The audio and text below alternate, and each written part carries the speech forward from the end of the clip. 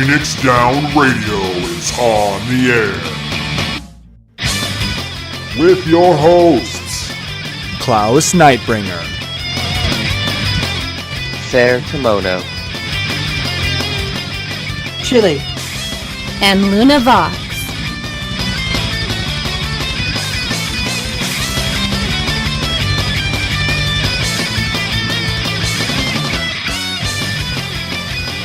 Welcome everybody to Phoenix Down Radio, episode number 55. How's everyone doing tonight? not too bad. I finished another Vanity Zodiac. Again, we were talking before the show about life choices, and this is what you're choosing? Yeah. This is probably a sign of undiagnosed something or another. Just the fact that you really like to torture yourself, apparently. Well, at least you do it in-game and not other ways, so that's good. Yeah. As you can hear, Luna is not going to be joining us tonight. She's doing family things tonight, so good on her. Having some fun with her boys and her family, so it'll be just the guys tonight. Where are boys right now? That's just a thing for people who want love and whatnot. Right. We want your guys' love, right? But thank you for joining us here live at twitch.tv/Phoenix Down Radio or on the podcast, whatever your preferred podcatcher is. What have you guys been up to since the last episode? Stuff and things. Wow.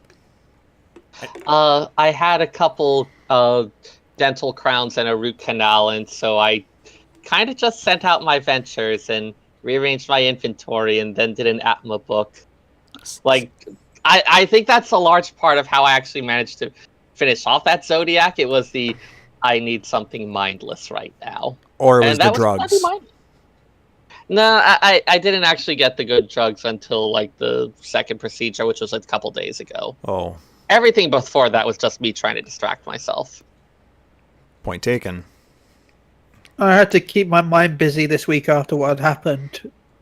You know, other stuff. Well, yeah, life is kind of... life. Life is a thing. So I pretty much just leveled up my samurai, got it from 60-something to 68. So... Progress. You've been doing some work with your static too, right? Yeah, we've cleared O3S again this week. Easier than last time, which was nice. We learnt the strat, though, to beat an O3S. Why don't you tell us all about that strat, Chili? I'm going to reveal the strategy for beating Savage. It's called Killing Chili, because for some reason that is how we win. I did... Yeah, it's the best strategy ever. See, we did 4 runs. The first 3 runs, I did over 4k DPS, and I was nearly the top DPS. On the last run, I died twice, and we cleared. And the same thing has happened every week we've cleared for the last 4 weeks. Interesting. So Chili dies, and everybody gets loot. Yeah, because the loot drop that people needed as well. I feel like a lot of the groups racing to clear Unending Coil of Bahamut might have interest in this. Well, Chili needs to get through O4S before he can help him with this strategy, though. Yeah. So there's a slight bug in that little theory. So yeah, we don't know if it works in O4S. We just know it works in O3S. Yeah, so they're going to try it with O4S coming up soon, I hope, right? Yeah, hopefully. We're going to run it tomorrow if enough people are on. First time clear for him, guys. Just look out for it. Everyone loves board games at Dimension Castle. Yes. Well, then they're also going to have to fight the black holes at the end of time or wherever they are. With a giant armored tree. Yeah, I'm the Lalafell sacrifice. I do love how much they poke fun at it's not really a sensible part of the story. We're just going with it here. Well, they did kind of just pull it out of the nothing, so yeah. Yeah. They did pull it out of the void. And go ahead. Well, whatever Omega can think of as the reasonable best substitute for the void. Yeah. The Aether? The programming? The something? Yeah. Random big ball of stuff that he charges up his spells with. Is it wibbly and wobbly? Is it timey-wimey? I haven't been up to too much over the last couple of weeks. Been working on gearing up Bard, mostly. Getting some cool minions from my retainers. progressing through the Kojin pretty well, actually. I'm already up to rank 7. And I still haven't found out where you unlock those. Like I said, I want to say it's the little fishing town. I went there and there was nothing there for me. Well, we can Google that for you. You know, there's that whole It's thing. okay. I'll find it by the next expansion. Have you actually finished the Stormblood? Because I know you need to have some amount of MSQ progression. Oh yeah, being the main story. Well, Okay. yeah, he's talking about on his main on Ultros. Okay. Not here. It's okay. It'll be the time I still find the Realm Reborn ones. Yeah, you still haven't done any Beastman tribes, have you? But the Moogle. stories are so cute. Yes, I like them. I'm enjoying the turtle quests that we're getting. They're a lot of fun. I did the Moogle ones. Well, that's because you needed to do your get some crafters up finally, huh? Yeah. Did you do the Ixali? Moogles. No, I didn't do Ixali Oh, well, why not? because they're not Moogles. And I got annoyed always having that glove equipped. Yeah, you're That not one is a wrong. little more annoying than the others. By a lot. Other than that, not a bunch going on, but I do want to talk about something coming up next week. We're very excited, and you've probably seen us talk about it a little bit on the social medias, to be joining Extra Life for the first time. We're going to be joining the Final Fantasy XIV content creators group with Maelstrom Radio, with Gamer Escape, She Heals I Tank, Musecast, Denmo, A Stage Reborn, whole bunch. The Crucible is going to be with us as well. It's going to be a Maelstrom lot of Radio. fun. Yeah, they were the first ones I said. Pretty much everything you do instead of actually, like taking a break from the game. Yeah, well, why would we take a break from this? I don't know. I still got Zodiacs to make. But that's next Saturday, November 4th, starting at 10 a.m. Eastern, and it's going to run for 25 hours. So it's going all the way till Sunday, November 5th at 10 a.m. And no, my math is not wrong. It's daylight savings. Unless you live in England, then your math is a bit weird. Yeah, well, for us in the U.S., as you like to call us, the colonies, those bastards, 25 hours. I'm going to try and stream as much of that as I can. And Perfect Pinion Bot, thank you for throwing that in the Twitch chat. Opinion. Right. It's a good bot. Who's a good bot? Yes, you are. And it's random what it throws in there too. So, Yeah, lap some of my bowl of water in excitement. If you are interested in donating to a worthy charity, we are playing for the Gillette Children's Hospital here in St. Paul, Minnesota. You can click on the link there, extra-life.org/participant/Phoenix Down Radio. That'll take you to the donation page. If you don't think you'll be able to make it but still want to make a donation. And we are working on some pretty big plans that'll be announced coming up soon. So keep your eyes on social media for that. And, because we're working on some challenges. I've heard that some of the other hosts are going to be doing some challenges if they hit certain milestones with their fundraising. And I've kind of been called out for that. And I don't know how I feel about that. Way to something. I don't know if I want to shave my beard for this. I mean, It's Saturday. I mean, What's the worst that could happen? It's not like it's the source of your power or something. you would Is it see the my source of your face. power? You'd see my face. That's a bad thing. Yeah. I don't know if the world can handle that. I mean, you could always use it as a weapon. Like, put all the money in the bag, or I'll take off the mask. But the mask isn't real. But I do plan on using. If you want to see me in pain, I do plan on doing a hot pepper challenge for donations. So we'll talk about our stretch goals and different things like that. Didn't you wreck your stomach last year with that one? Yeah, but it was fun. And I might purchase some as well to go with it, just so he doesn't have to do it on his own. So yeah, keep your eyes out for all of that. We'll talk about stretch goals and things like that in upcoming days. But otherwise, we got just over a week until the stream, so look forward to that. We got a lot of cool things planned, so I'm really looking forward to it. So put that on the calendars.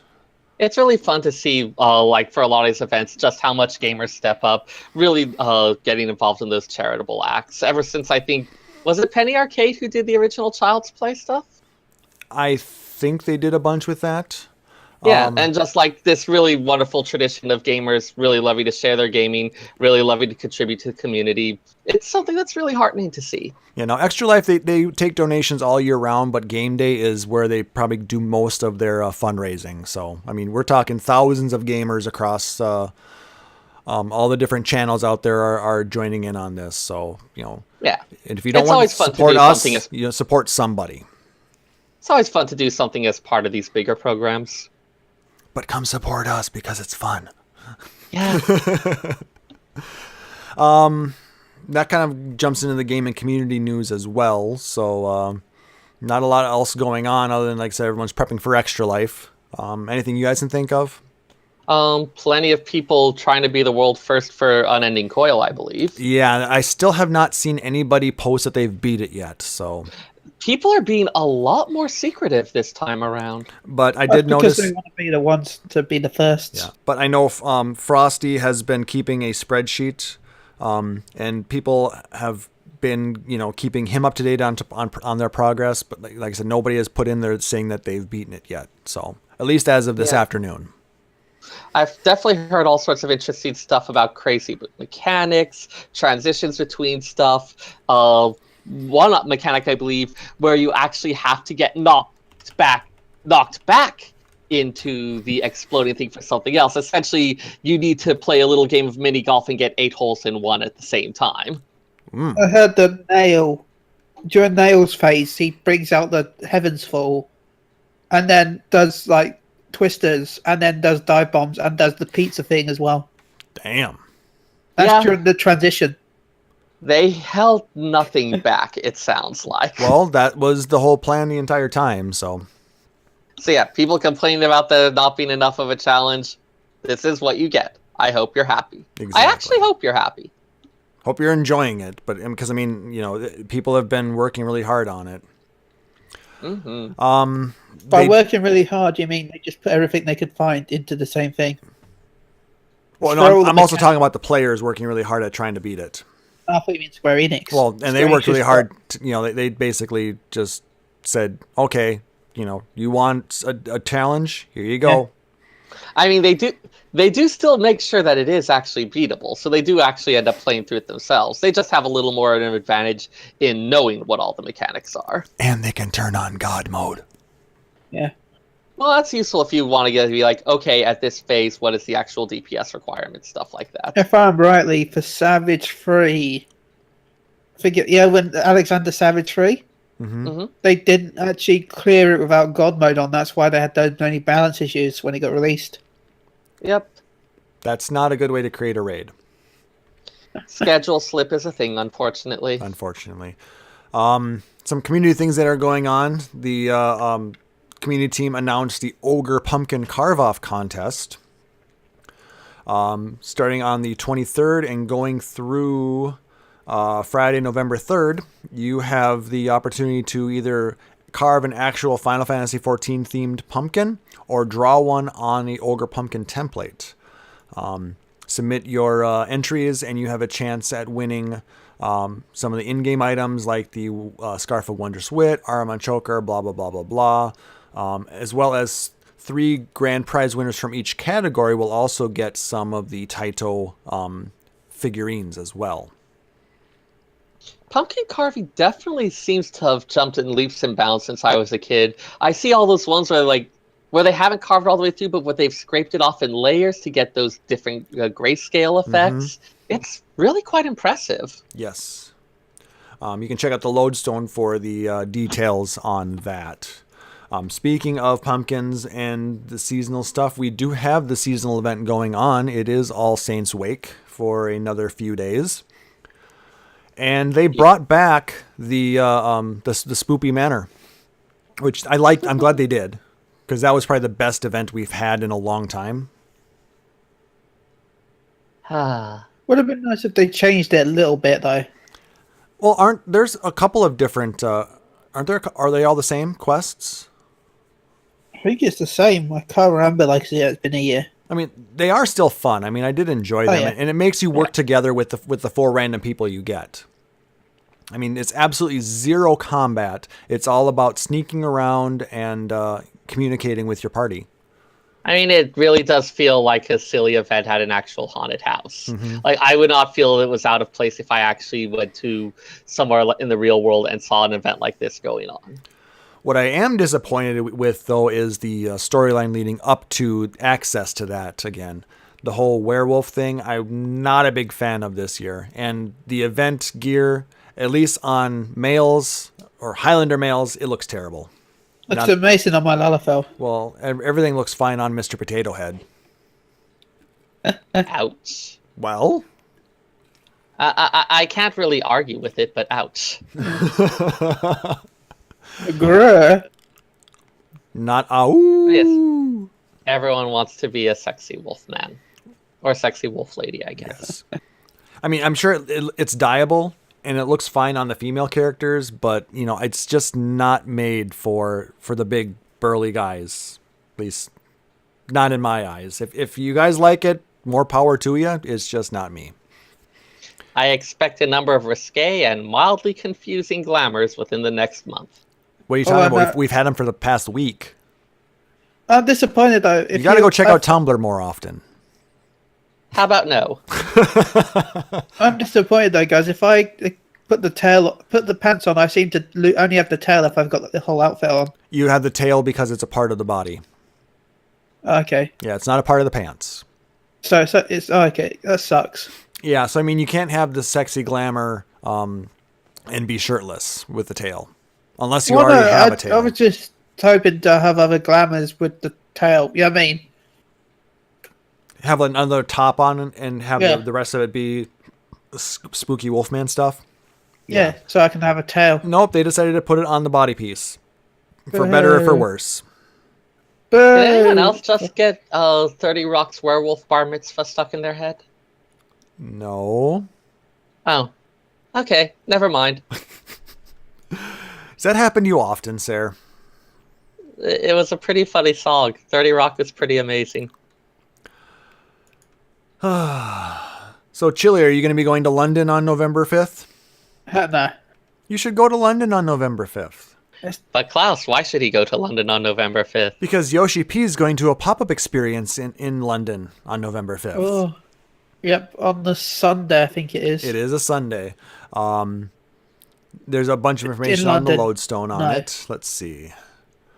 The pop-up experience is a limited-time event taking place in London, celebrating the 30th anniversary of the Final Fantasy series. Fans will have the opportunity to play legendary games from the series, purchase special limited-edition merchandise, and selected Final Fantasy XIV items from the Square Enix store, and enjoy a selection of artwork covering 30 years of Final Fantasy history. Oh, wait. It's going Friday, Saturday, and Sunday. But Yoshi P is going to be there on Sunday. Yeah. That still feels a little vague about what all will exactly be there. Considering the fact that if I want to go, it'll cost me £140 for the train, then £150 for the hotel. But Chili, exclusive pop-up experience mugs. For $400, now I'm good.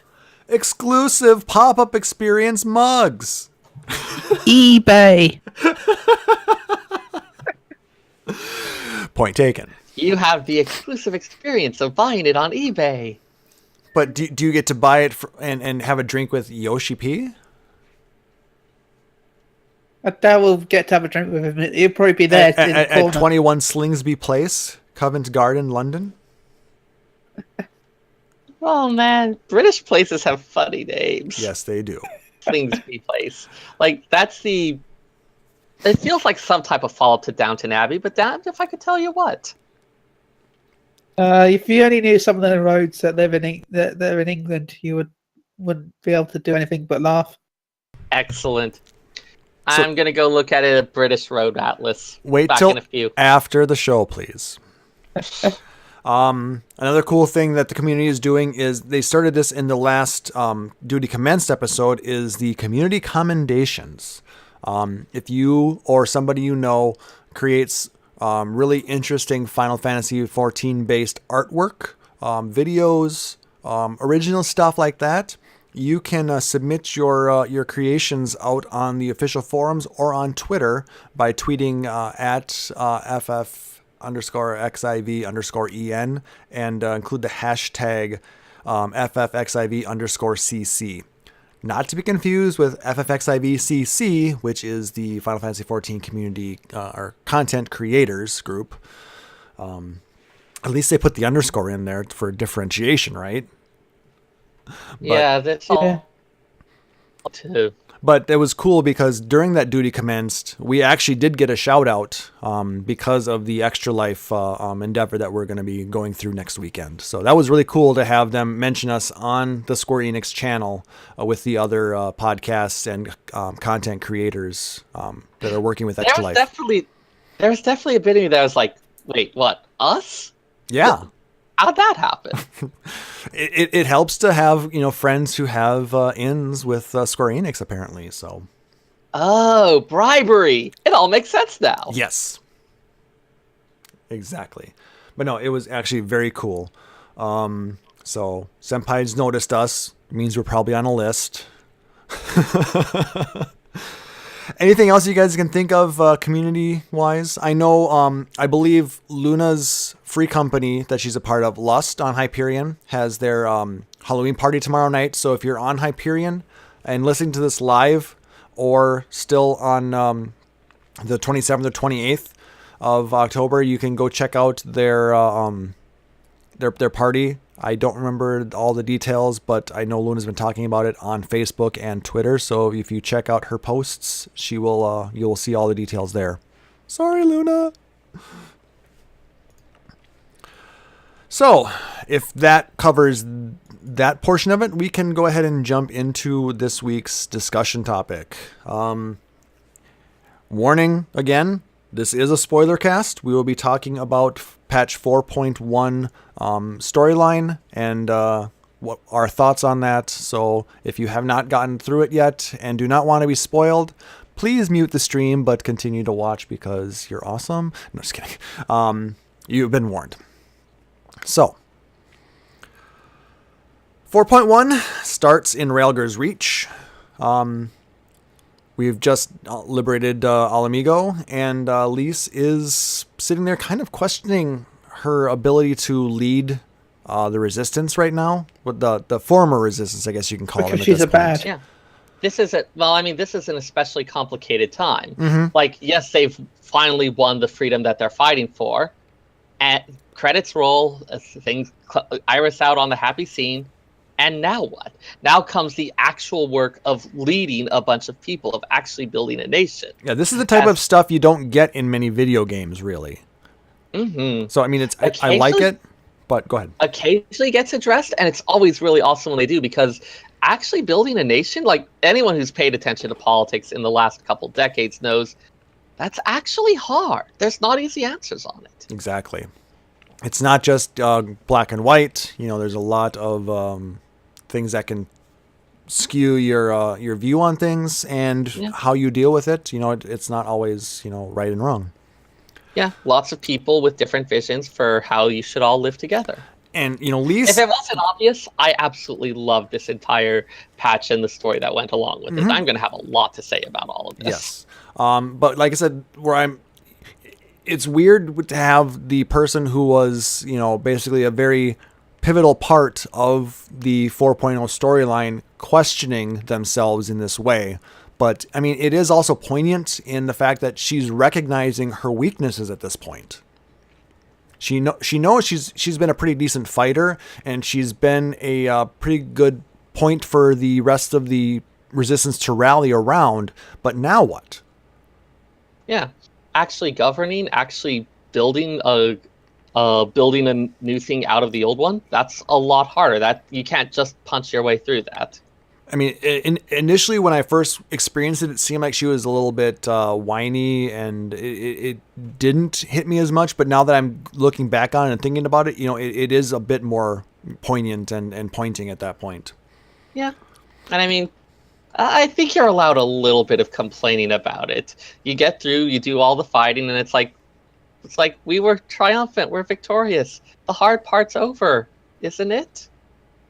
Like, I think a lot, especially if it's the type of thing where it was implied this is something where they've been fighting their whole lives, where on a certain level they never actually expected to win. Mm-hmm.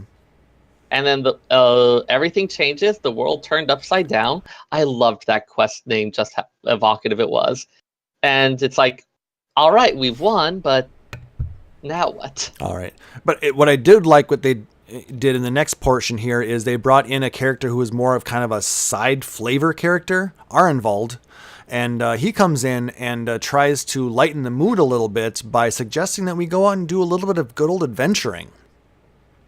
I forgot it even existed. Yeah? I mean, he did. You saw him a little bit with the Crystal Braves. You saw him a little bit in the End of Heaven's Word, but he was easy to lose track of if you weren't doing the thing where you go and talk to all the various NPCs whenever some major plot development happens. He was kind of token Highlander-ish looking guy in armor. He will be mildly hurt if you don't remember him, though he does seem to understand that. But he comes up and says, hey, let's go do some adventuring. I heard some really cool stuff. And he tells us about the legend of the Mad King's treasure. Oh. So we're Game of Thrones now. Never mind. We don't want to get any C&Ds. I mean, Mad King Theodoric, towards the end of his reign, executing people left and right, anyone that he saw as a potential threat to the throne. And a lot of those people, they had treasure, they had possessions, they had stuff that was seized in the name of the crown. All that stuff's got to go somewhere. And every report said that, like, the Garleans never found it. It hadn't accompanied the other stuff. You've got all this treasure that's somewhere out there. And hey, if you're going for classic adventuring, what's more classic than a treasure hunt? Yep. So we go talking with people who may have been around or know a bit about the story of this treasure, and we learn of a place where people were sent to deep down in a hole, basically. Yeah, beneath the castle, they described it as. Yes. And we realize that it's more than just, there's not really a jail under there, but on doing some more digging, we discover that there's actually a hidden city that used to, from an old civilization that's hidden down there. Yep. Those of you who remember all the various stuff we've talked about with the Fifth Astral Era and the calamity that ended it, the flooding, one of these cities was one that didn't do quite as well as the others, and when the floodwaters came, it got buried. And this turned out to be a perfect place to hide treasure, apparently. So we do some digging, and we find an entrance to this place that has not been visited in many years, and we have a race between the Warrior of Light. We found two entrances. Yeah, Arenvald and Alphino find one, and then we find one underwater because we can hold our breaths a long time. Yep, I believe they were pursuing pursuing rumors of a magical portal in the city, which was the way that would have usually been used to get in there. Most people cannot hold their breath nearly as long as we can. Because we're amazing. We've got magic. And pretty stuff. much. So we have a race to see who can get there, and we discover that this ancient city is filled with a bunch of nasties. But it's not just any ordinary nasties. These are nasties that were turned by some very dark and evil magic. It's interesting, the number of enemies that had that transformation debuff on them, where each time you defeat them, like, they fall to the ground and that corpse transforms. And there you have some person from old Alamigo who met the king's displeasure. Yeah, even his brother. Wow, yeah. I didn't even notice that. Yeah. Yeah, if you get the triple triad card from the boss, take a look at it when in the card list. It has a fun little story about what happened to, was his father? I thought it might have been his cousin, some imperial royal relative. I know he was fifth in line for the royal throne. You're right. It might have been a cousin, but yeah. Though I mean, at that point in King Theodoric's reign, anyone with even the slightest claim on the throne, hell, random peasants in the street. Well, the fact that he didn't like what he was doing, or that his cousin, I think, I believe it was Horadric, didn't like what Theodric was doing. He banished him down there, and here's a spoiler, Chili. It's the last boss. Oh, that's who that is. Yes. Yep. I go with monk, so I just punch it. True enough. But we find all the treasure, and we are really happy with how much is there. We tell Lise about it, and they decide they're going to figure out how to divide it up and benefit the country and all the They also people. then realised that nobody but Alphino can work money, so they gave it to him. Apparently. I mean, Alphino is generally the one to go to for issues of politics, finance, anything like that. Because we want to keep Arndwell from spending it all on strippers. And it was a nice acknowledgement that's like, yeah, we were pretty much just in this for the adventure.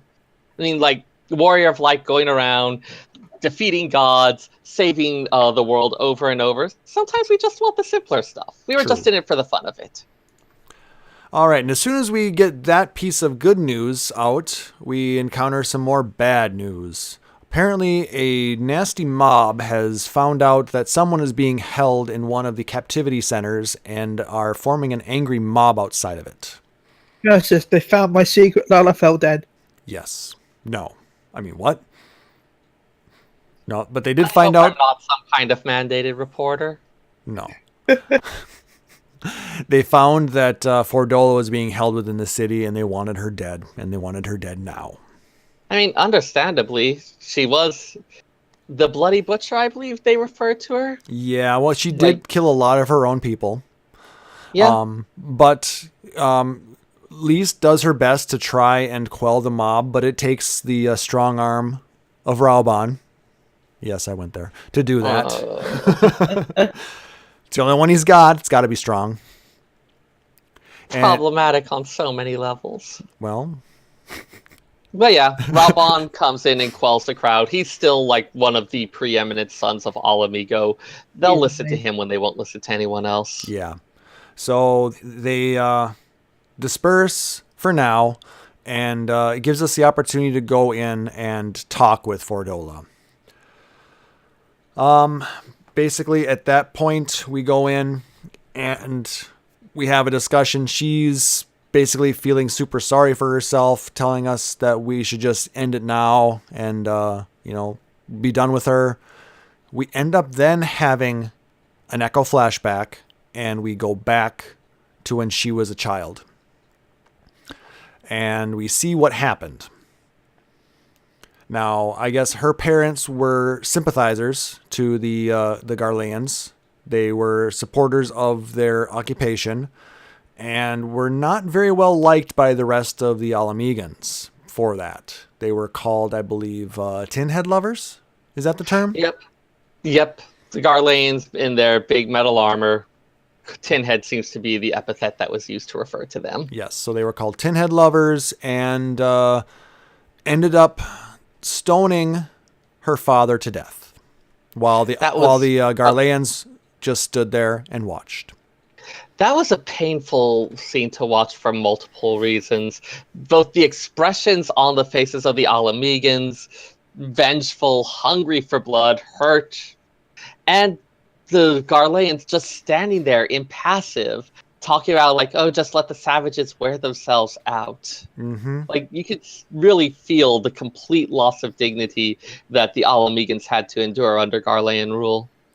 At which point, then it flashes forward a little bit to when she is a teenager, joining the Garlean army as a conscript, and basically saying that she is going to work her way up, doing whatever it takes to basically get vengeance for what the mob did to her father. And that's basically why she has so much hate, or had so much hate for Alamegans, is because of they killed her father for what she thought was no real reason. Which it really was no real reason. They were being assholes. They were. It's complicated. Yes, Stuff but with occupying powers and how the culture defines itself. It turns out messy no matter what the circumstance. neither side was innocent or right in what happened in that particular scene. Yeah. Well, whatever however you view it, I do think it did a lot to make Fordola a more sympathetic character. Mm-hmm. And then we get a scene that she is now seeing a flashback of what we've had to go through. Yeah, and Fordola's been imbued with the Echo, of course, Yep. so And she's getting those visions just like we are. But more and more frequently. And I believe that is why she wants to end it all, because anytime she's visited or is within range of somebody, she gets these fragmented visions of their past, sees the pain and the suffering that she herself has caused, and it's really, really wearing down on her soul. She can't take it. If it had been someone else, it might not have been as bad, but constantly being surrounded by the All-Amigans, who of course are going to be the ones who are guarding things, running things, she just gets tragic tale after tragic tale that she herself is complicit in. Mm-hmm. And then she sees our story and she wonders, with everything that we had been through in the storyline, how do we keep fighting the fight? And because I'm offered cake. I didn't get cake. You should have fought harder. But basically, at that point, we basically tell her that we do it because we have to, or because it's right. There were a couple of choices that were given. Both of them are really right, but there were several points where we did have a choice of response where, while it didn't necessarily directly impact the following scenes, did seem like a nice chance to sort of reflect on and think about who our character is, why we're doing all this stuff, and how this is all affecting us. Yeah, and taking the opportunity to point out that, hey, we've kind of been through a lot here. Mm-hmm. Which I appreciated that. I mean, the fact that, we knew it wasn't a choose your own adventure kind of thing. It was going to lead down the same path. But it was just nice for us to think back and remember what we had been through, not just be like, oh yeah, we did stuff, click a button. And I think just having her just sitting shocked and horrified at the magnitude of all of it, I think was a really good way to go about it. Yep. So we're definitely building on something here. So what is up with the Warrior of Light? We'll put a pin in that for now. As we leave the cells there, we are greeted by Pippin, who has a message for us from the Sultana. No, just kidding. I was hoping for a hot date. Yeah, Chili wanted a date. Seyrr just wanted cake. Hey, I can make my own cakes. Okay. Thank you very much. Seyrr wanted wine. See? That works. You can buy off Seyrr with wine. Good wine, though. Basically, she wants to see us to discuss something of rather importance. So we go talk with Nanamo, and basically she lays it out for us that she doesn't want Raoban to feel obligated to come back to Ul'dah. I mean, he's a man trapped between his duty and his dream. Mm-hmm. Because he just was monumental and very in the middle of words here. He was very important in liberating his homeland. Yeah. And we don't want to, she doesn't want to rip him from that. Yeah. And he's been a key figure in the fight for All-Amigan independence for an extended period. Yep. I mean, even while he was on the Syndicate, while he was working his way up even through the gladiatorial ranks, his thoughts that kept him going forward were to see his homeland freed during his lifetime. And she wants that dream of his to become a reality. So she wants our help in coming up with a way to make herself more, what's the word here, Seyrr? Independent, maybe? That's a good one. So that she don't need no robot. Something like that. Yeah. I mean, it seems like a difficult situation for her. On the one hand, she does greatly appreciate Raoban, cares for all the stuff she's done. I feel like if she could do it, she would love to have Raoban continue on as her protector.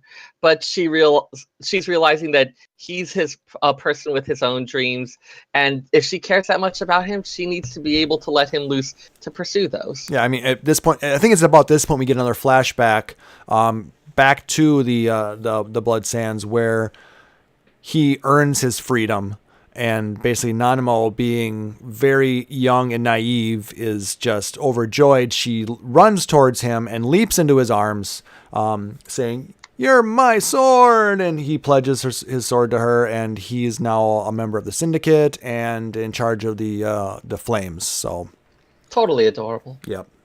But she's no longer that naive child anymore. So she wants to prove to Raoban that she can be a good leader for Ul'dah. And she wants our help. Especially since her experiences have taught her just how limited she is in this regard. Mm-hmm. She wants to fix that. So she comes to us because we've saved her life many times. And we have proven to be basically, we're not on anybody's side, so to speak. We're not playing favorites here. We're going to give her the truth. And she appreciates that. That does seem to be something she wants more than anything else, to have people who won't just see her as the Sultana, as someone to suck up to, who will be able to give her an unvarnished opinion. Yep. And with that in mind, we also then, before we get to that point, actually, we take a tour of Ul'dah, or of Central Thanalan specifically. And Nanamo brings us to the place where her parents were killed, out by the, to the east of Blackbrush? The Unholy Air, I think, the area Yes. with the ant. Yeah. Yes, and the frogs, the giant frogs. Yep. Tells us a story of how she watched basically her parents die out there, and how she didn't want to feel helpless. And basically we get some good backstory on her life, how she got thrust into power so young, and how she's basically been a figurehead leader for the most part. The syndicate has been controlling what's been happening in Ul'dah, and she wants to play a bigger role in that. It's never been explicitly confirmed, but it's strongly implied that Nanamo's parents were killed to put her on the throne as a very young sultana who would need a regent, so that other people could essentially take rule rule as regent in her stead. That she was seen as this convenient puppet. Yes, it was definitely a puppet government. Yeah, and it seems like she's always had a glimmering that this is what's going on and wanted to change it. A lot of those previous attempts, like her attempt to disband the previous government of Ul'dah and all the fun that led to. Yep. That was reacting to the situation that she was in, but without necessarily the understanding of how best to achieve what it is she really wants. And what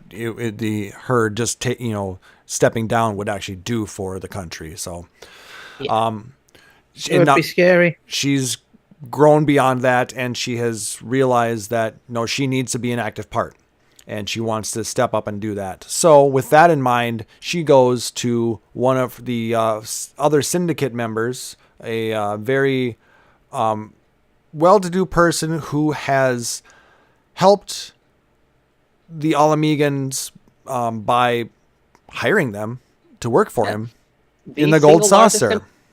The single largest employer of Alamegan refugees. Yep. Godbert Manderville. Manderville, man. And he realizes that she's there and wants a frank, honest answer. And he is very willing to give that answer. So she asks him about the idea of using treasury funds to help the Alamegans relocate back to Alamigo. And he says, "I'm sorry, but that is a terrible idea." And she's taken aback by that. And for a moment, I was taken aback by that. After all the scenes we've seen where Godbert Manderville is this crazy, wacky, larger-than-life character, to see him speaking so plainly and so bluntly about this, it was kind of shocking in a way that I actually really enjoyed. Yes. He was very real at that moment. He was saying that, you want to be altruistic here. That's great. However, doing so in this fashion is basically going to make you a very terrible leader, because you are going to be seen by your people as somebody who doesn't care about them, and you will be deposed very fast. Yeah. Like, hey, here's this big giveaway, but Old Doll's got plenty of its own starving. Why aren't you giving money to them? Exactly. So with that in mind, Godbert says you need to. Your plan is very noble, but you need to come up with a plan that not only benefits the Alamegans, but also benefits your homeland and your people as well. And Nanamo, while like I said, she was taken aback by that initially, she really appreciated those words and took it to heart. Mm-hmm. So she asked who else we can talk to. And we can only think of one person who may have some influence on, somebody who can make money in trading long distance type of goods. Like with somebody at the East Aldenard Trading Company. It's the weeaboo businessman that everyone loves. Hancock! Loves the hate. So we go talk with Hancock. Oh, Hancock is delightful. I don't know what you're talking about. He's just hilarious. Yes. And he's like, oh, you're asking me for help? No, but I can do you one better. I can get you a meeting with my boss. And we're all like, shit. But it's actually a very good idea. So we take him up on that offer, and we ask to meet him on basically neutral territory. Well, kind of, I guess. He does kind of have a giant statue of him there in Vesper Bay. Lord Lolorito and Nanamo do not necessarily have the most pleasant of histories. But how this goes down, I thought was classic. Oh yes. So we welcome Lolorito in the Waking Sands. We have him have a seat. In walks somebody with a mask just like his and sits down right in front of him. Our lovely pink-dressed incognito princess. Yay, the princess. And he thought, wow, this is kind of awkward, isn't it? Looking at somebody across the table with a mask on. And he appreciated that, and with that, the two of them then proceeded to take off their masks and have a conversation face to face. Yep. I did rather like. I felt like the expression and the voice nailed it perfectly. These like, yes, I know what you're doing here. See how unnerving it is? Maybe we could stop this little game here and actually get something done. Like, it was a wonderful moment of calling out enough of this foolishness. We have real work to do. Yep. And the fact that he brought that up and respected that, the fact that, yes, it's very difficult to do business with somebody who you can't see their face or their eyes. And so he understood that, and basically without, having to say it, the two of them were able to sit face to face, and Nanamo gave her proposal to Lolorito about helping to revive commerce within Alamigo. Yeah. Rather than just give them charity and try to rebuild it that way, why not turn them into a valuable trading partner? Yes. So she asked for help in securing funds to help them rebuild whatever industry that they decide is best, and then train the workers in exchange for a percentage of the profits. And, hey, look, we're nation building. And he thought that was a very, very bold and wise idea. And then we try to figure out, okay, what industry can we rebuild? Where can we work on? And well, I got it on the first try, but there's a couple options you're given. I want to mention on that one, if you pick every other option first, it actually gives you a rather hilarious choice between the two. So did you go back and read the other ones then?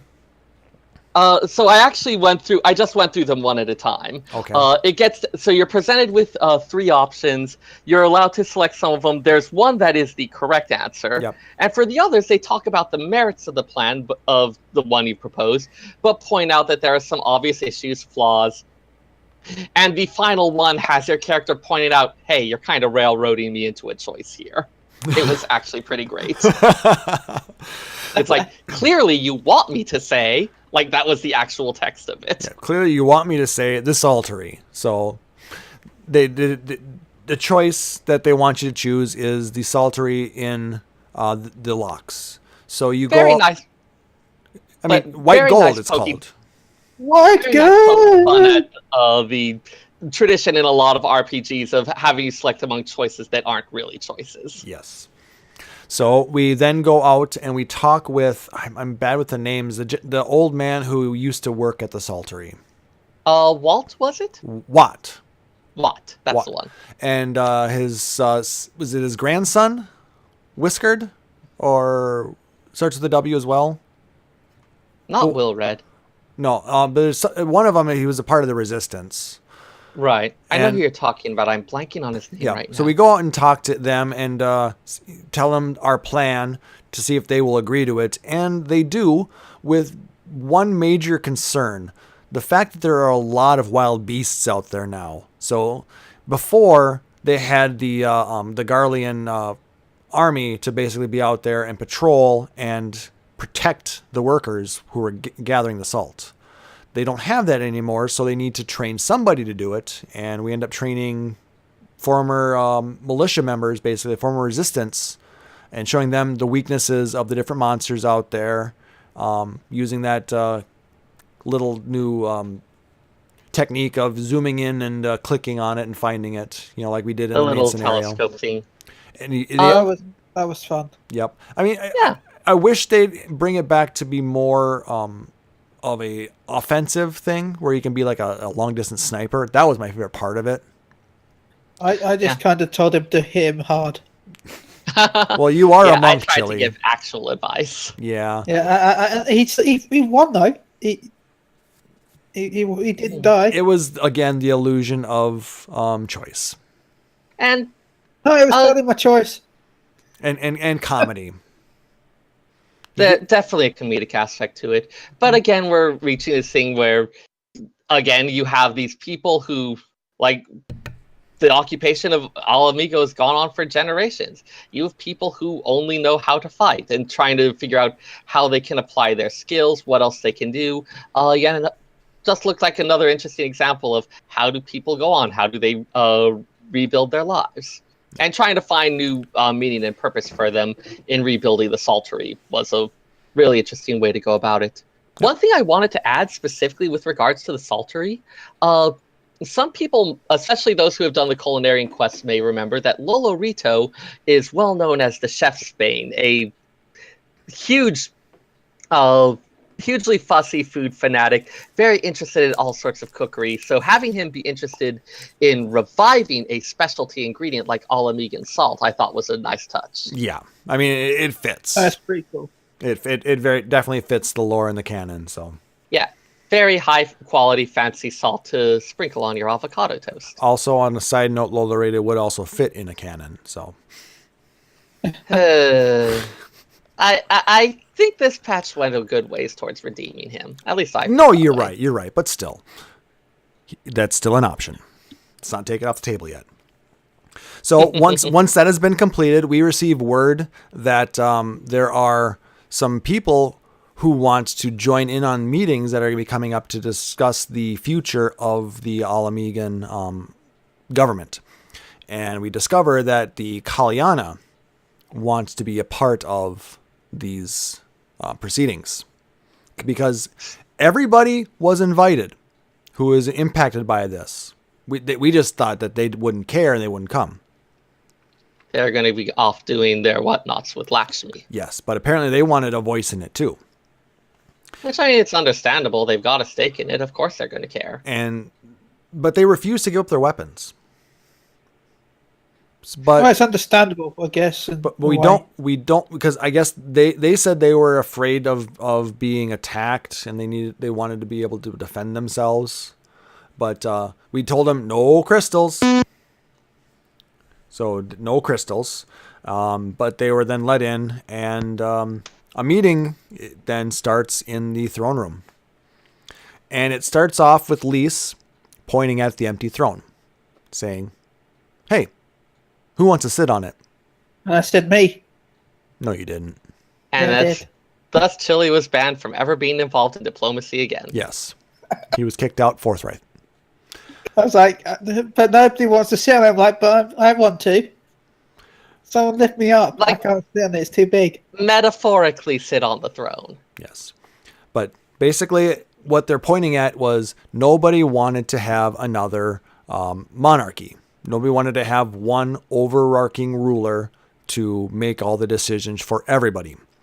Everyone saw how that went last time. I Exactly. live in England, so It was a test, and basically everybody there passed. except for me, I Except for failed Chile, it. because Chile's a bad. I want that throne. And he It was also a fits lie. in a cannon. I So, also Maybe they'll failed make that it phone. available as a furnishing item in a future patch. yes. Yeah. The Lala cannon. Well, they do have potato guns. That is a thing. Just not in game, maybe. But One show without the potato jokes. One show. not gonna happen. A So- man can dream. About avocado toast. So basically, then at that point, the discussions continue as to what type of government they want. So they go around the room, and they get to the Kalyana, who basically say, "We want you all to serve Lakshmi, yada yada yada. You will all be assimilated," or You're whatever. the worst at this. Yes. I was also bad at spelling it too, because apparently you fixed that for me. Yeah, Kalyana has a Q. But it sounds like it's a K. We are not getting into this right now. I know. Anyway, I guess I did it from memory at work. Give me a break. I did it from memory at home. So, anyway, So yes, she wants everybody to be enthralled, and basically, what ends up happening is a bunch of the other Kalyana and some former Alamegan resistance members block off everybody from trying to escape the throne room, and the mother lady, the leader, Brood Mother. she summons Lakshmi. This is clearly something that they had, like, I think there's a lot of perception. It's like, okay, the Beastmen are these simple tribes and they do this thing. It's like, this was a planned assault. This was something that there was a lot of attention given to. These are a much more dangerous opponent than we may have given them credit. Yeah. Now, initially when I saw this, I was like, what the hell is going on here? Are they using crystals that are already here, from in the design of the room? But apparently they had already enthralled a number of the guards, and they had smuggled these in when people weren't looking.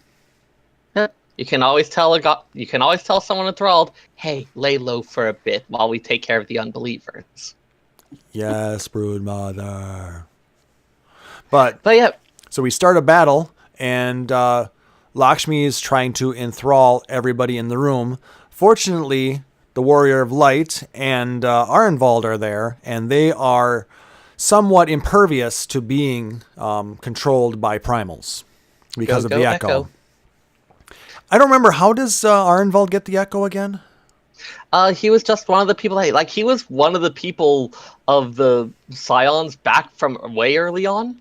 He's been there from the start. It's unclear how anyone got the echo. But I mean, a lot of the They just have Scions it. don't have the echo. Right. Only Minfilia. So the And- Scions of the Seventh Dawn were formed from a combination of the Circle of Knowing, which was Louis Soir and his students, all the various other ones, and Minfilia's Walkers of the Path, which were people who had the echo, who she gathered together in one place. Oh, so he came from that group, possibly? Yes. Okay. But one thing that I guess, a little bit of backstory on Arenvald real quick, that I guess I didn't realize, maybe they talked about it before, but was the fact that he was half Garlean. Yep. So again, it's, throughout the main scenario, especially in the earlier bits, at the Waking Sands, you see him discussing things with a couple other people, Male Mikote, someone else whose name I can't remember, but I know all their names started with A. And if you are talking to them throughout the scenario as quests go on, you learn little tidbits about them. He makes reference to the fact that he was the product of Garlean rape, so... And he had Makes an a third occasional eye. awkward joke about it. He had a third eye that was actually ripped out.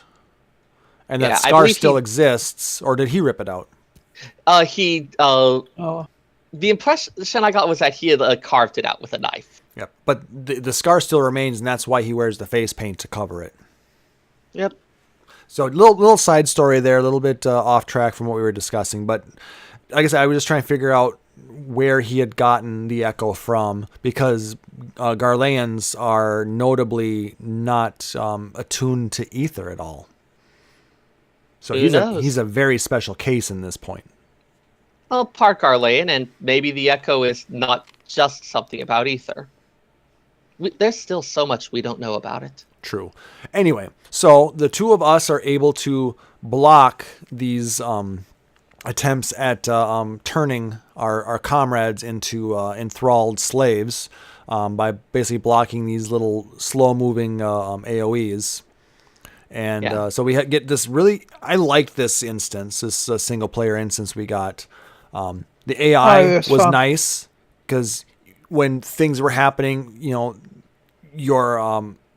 partner Arnvald was actually helpful, so you didn't have to actually get every single one. I mean, he still missed a couple that you had to go and take out, but... And I ended up losing the first time, so the second time when I knew that he would be able to respond to stuff, I actually would go for, it's like, okay, that one's close to him, I'm going to go for this one since it's further away. I started treating him like someone who to actually strategize along with. Yep.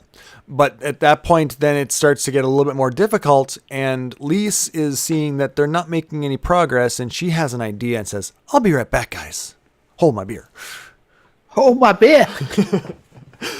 Lise is totally the kind of person who would say, hold my beer. Yes. So we hold off for a little longer, and we are joined by none other than Fordola, who also has the echo. I know people have talked about wanting to replay the various scenario battles and the like, just experience again. Just that moment, the entire feel of it. I don't know what it is that made it work, but they have been so on point with the MSQ scenario battles for this entire expansion. They brought in, the former, Butcher, and I think when she saw how we had been handling all of the terrible things that have been happening to us, it made her start to think. Made her realize that, you know what? Yeah, I did some terrible things. I see the product of the terrible things that I did. But, I can either just, turn tail and run away from everything. I can tell them to kill me, or I can take it the next step and I can atone for what I did, and I can try and make a difference. And I'm not... Go ahead. I don't know if she's necessarily quite gotten all the way through that line of thought, but it definitely seems like she's at least on that the path. Yeah. She's like, you know what? I think she's at least gotten to the point where she's like, she's sick of feeling sorry for herself. And Fordola was this character who I thought was really interesting, had a lot of aspects about her that would be worth exploring. So this was also really fun for me, just in seeing, hey, character who I thought was going to be interesting. You turned out interesting. Mm-hmm. So with her help, the three of us are now able to take down Lakshmi and quell the threat of the Kalyana. We take them down as well, and the enthralled former resistance members. Basically, you can't fix them, unfortunately. So you know how it is with the tempered. It sucks. They did note that we did specifically, we did kill the Broodmother. There is going to be a new Broodmother for the Kalyana, who is hopefully a little less given over to this sort of thing. Well, I want to say that the rest of them have not yet been tempered. There were at least some that were there for the summoning of Lakshmi, so it's hard to say. Well, we don't know how many of them were actually at the meeting, though, because there were a number that joined her in her entourage. Yeah. So we're unsure as to who was actually within the initial instance when Sri Lakshmi was summoned and the tempering happened. The Kalyana, they do mention a little bit. The Kalyana are going to be a continuing issue that we are going to have to figure out what to do about. I mean, they still have their way that they want to handle, and live their lives. So yeah, they're going to be a conflict to what's going on with everybody else. Oh, we've got our own counterinsurgency.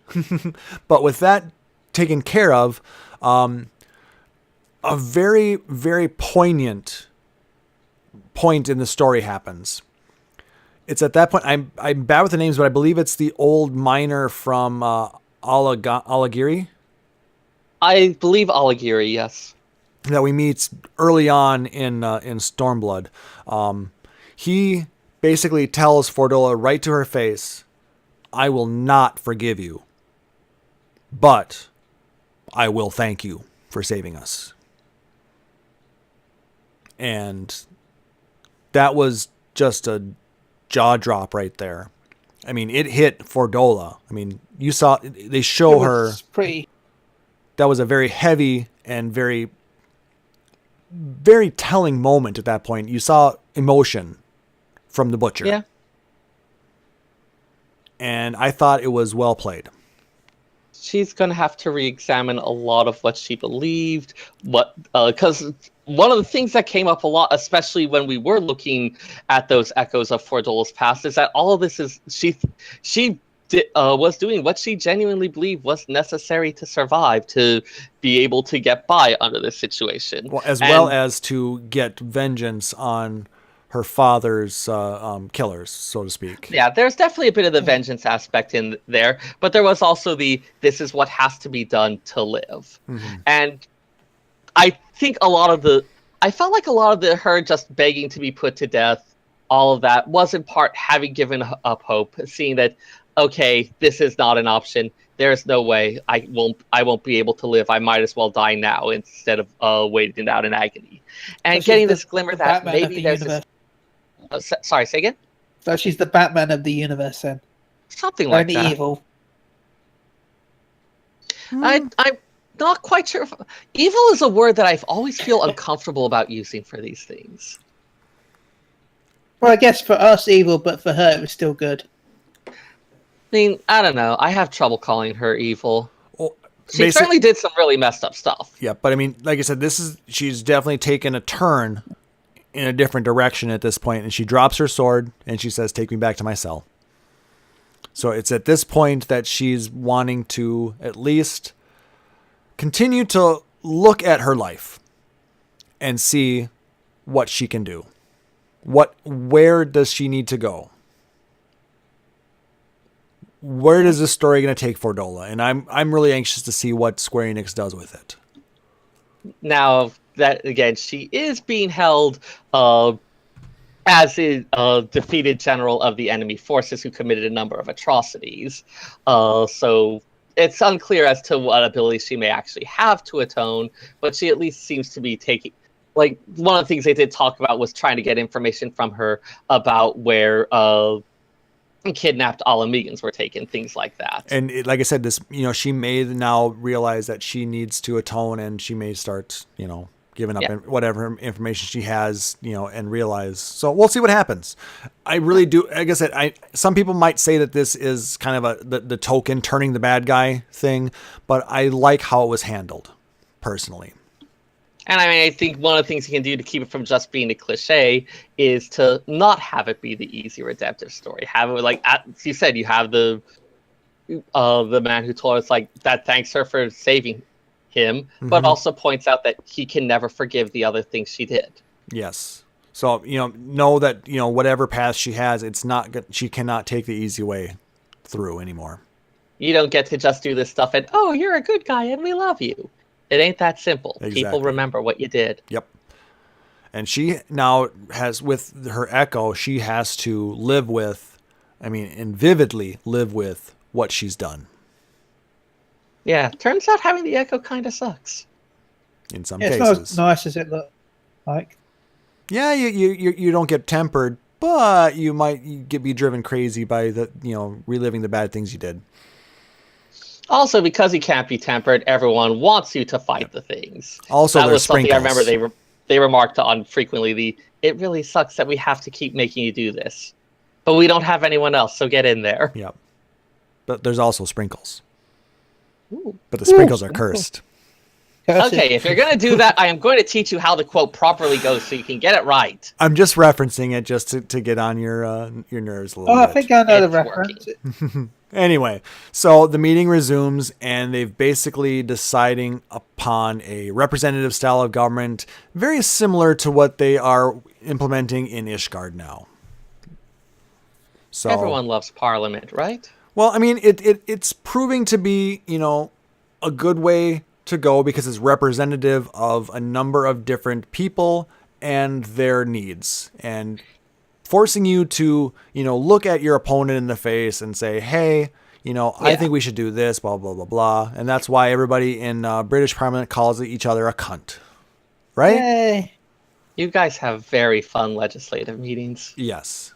I hope Alamegan Parliament gets to be like that. I'm sure they'll put their own spin on it, of course. It'd be amazing. And then, after all of this, we go up and talk with Rautbahn up in the Royal Menagerie. And he is commenting on how this will be the last time he looks upon this sky and how beautiful it is and how he's going to miss it. And how we're not going to let him, just dilly-dally. We'll kick him in the ass and get him going, right? Dilly-dally, shilly-shally. And at that point, we just kind of look at him, and we get a visitor. This is the best part of the whole patch. Seyrr, I'm gonna let you talk about this part because you could probably explain it a lot better than me. Oh, this part was good though. This part was good. So we're there with Rautbahn. He's looking. He's in the gardens, like in this beautiful spot in the homeland that he's reclaimed, that he's been working for his whole life, and he's torn between this dream, this desire to rebuild Alamigo, and this sense of duty to carry out his oath to Nanamo. Like, he is a man that is torn, and for someone who does his best not to show emotions, we can see that he's feeling it a bit. And that's when Nanamo herself comes in to the garden, asks for a little bit of private time, so we of course leave them to it. And Nanamo thanks Rautbahn for his service, and she relieves him of his seat on the Syndicate and his command of the Immortal Frames. You're fired. Yeah. I mean, she not quite as good, but she does say that she's relieved of duty, and that he is free. He can return to Alamigo. He can rebuild it. Pretty much she does like, they love each other. They care about each other. And the way that she's going to do this is to release him from this, to be this person that's strong enough to stand, and that she doesn't want to take him away. There's so much here, and it was just such a really touching scene. Well, basically, the two she of them knows, staring up at the stars together. Yeah, she knows that he is not going to renounce his when he said that he will be her sword. Yeah. He's not going to turn back on that obligation, that his promise. Yeah. It's going to take this right here, her basically putting her foot down and saying, "Hey, Rautbahn, go home." Yeah. No, that's exactly it. He's torn between his stuff, and he's stubborn enough that he's not going to do it even when it's totally the right choice. So she does it for him. And he's actually, initially I thought it was kind of cheesy, but then you see him tear up, and he's actually relieved by the gesture. I thought it was incredibly cute as well, the way she cried. Yeah, it's so sweet. She cried, he cried, we cried. It's an emotional moment for everyone involved. Like, one of the reasons things that Rautbahn said was that he would protect her, that he would help her to become this person, to be able to handle these things. And she's become that person. Like, it's bittersweet because they both love each other, they care about each other, and they're going to miss each other. It's not like they'll never see each other again, but it's going to be a change in things. Yep. But at the same time, they're getting what it is they wanted, what they've dreamed of. Yep. And basically then she says that Pippin will take over his responsibilities with the Immortal Flames, which we kind of saw that coming. Yay, Pippin! when Raban gave him the sword, it was like, yeah, he's passing the torch. They're totally setting him up to be awesome there. Yep. And not 100% sure what's going to happen with the syndicate seats, but Pippin will also take that. No, I've got my guess for that. But it hasn't been explicitly said yet, so we all know it's going to be Rowena. I don't know. She's not actually a resident of Ul'dah. She's got money enough. But she's not an Ul'dan. Do you think that will matter? She'll pay her way into it.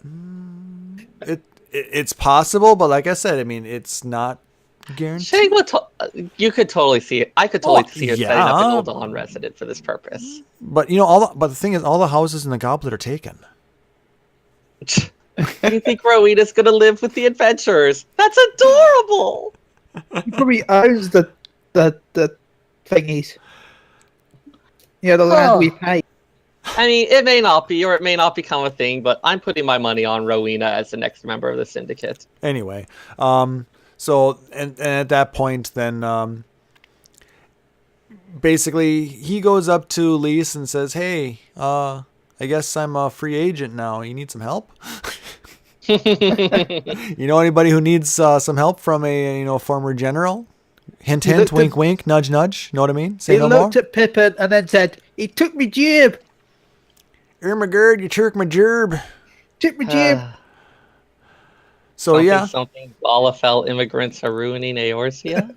So now we basically know that Raban's gonna be taking over the allied Alamegan forces when those are formed. So, which again, I mean, like it's been his entire character, the entire driving thing to reclaim Alamigo, do this liberation. It's impossible to think that he wouldn't have had some kind of role in it. But I mean, through all this, we do also see Lise kind of stepping up and finding her voice when it comes to leadership.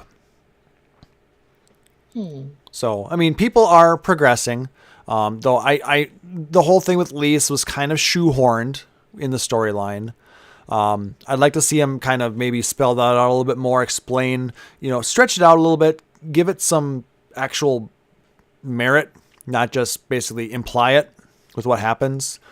But let's dig into that a little bit more. I think let's see how she deals with creating the representative government and how they go about setting up the militia, all that stuff. I think that would be cool personally. I don't know whether everybody would like it.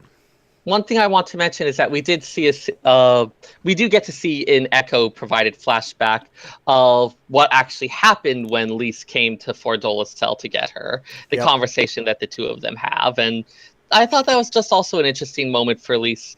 This person who has always been this kind of goofy, silly,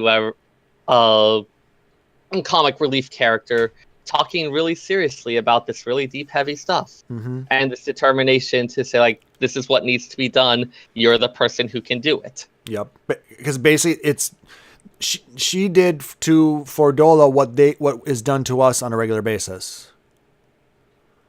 Realistically, if you think about it, that's exactly how the Warrior of Light is. Not quite as frankly, but they're like, you know what? You're our only hope, Obi-Wan. And go do the thing. This is not the Lalafells you're looking for. You've got a choice, but you know what you need to do. I mean, I don't even know if I would quite phrase it that way. I mean, that sort of implies like you've got a choice, but you don't really have a choice. Yeah. Well, you know what I mean. You realize what the right choice is, but you do have a technical choice. Anyway, it was an interesting scene. I thought, like I said, it was explored very nicely.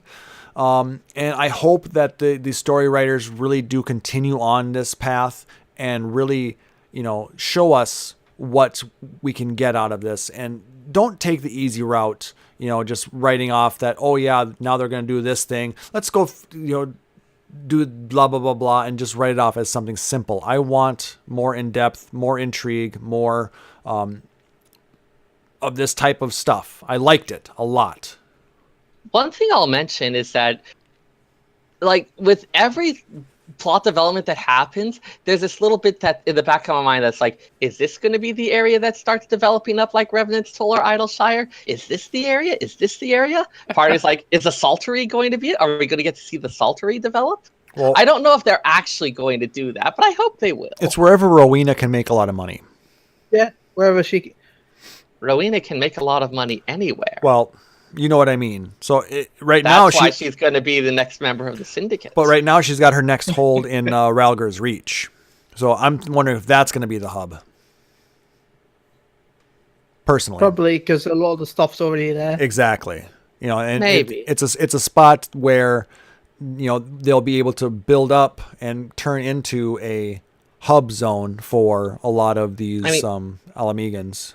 Unless they do a lot of stuff with zone phasing and the like, you will have the concern of like if you have people who are new to the expansion going through and going into Ralger's Reach totally built up. It is a technology that exists, and I don't think it will be terribly difficult to do. I mean, they do it's it not impossible, somewhat, but it is a concern. They do it somewhat within the game already. I mean, like Right. you'll see NPCs that other people won't, but I'm not sure about entire structures. There's some small amount of that in some places, but this would be on a really huge scale. Yeah, it would. I mean, like I said, we see it. Actually, it happens quite a bit throughout the game. I mean, you'll notice that you get to an area and it's a lot more decimated during a certain portion while you're in a certain set of scenes and quests. Yeah. Like when they attacked the Reach and Xenos first gave us our first butt whooping. So. Right. Because I mean, at that point, it was a very different looking area that we saw, but people going into that did not see. Yeah, I know.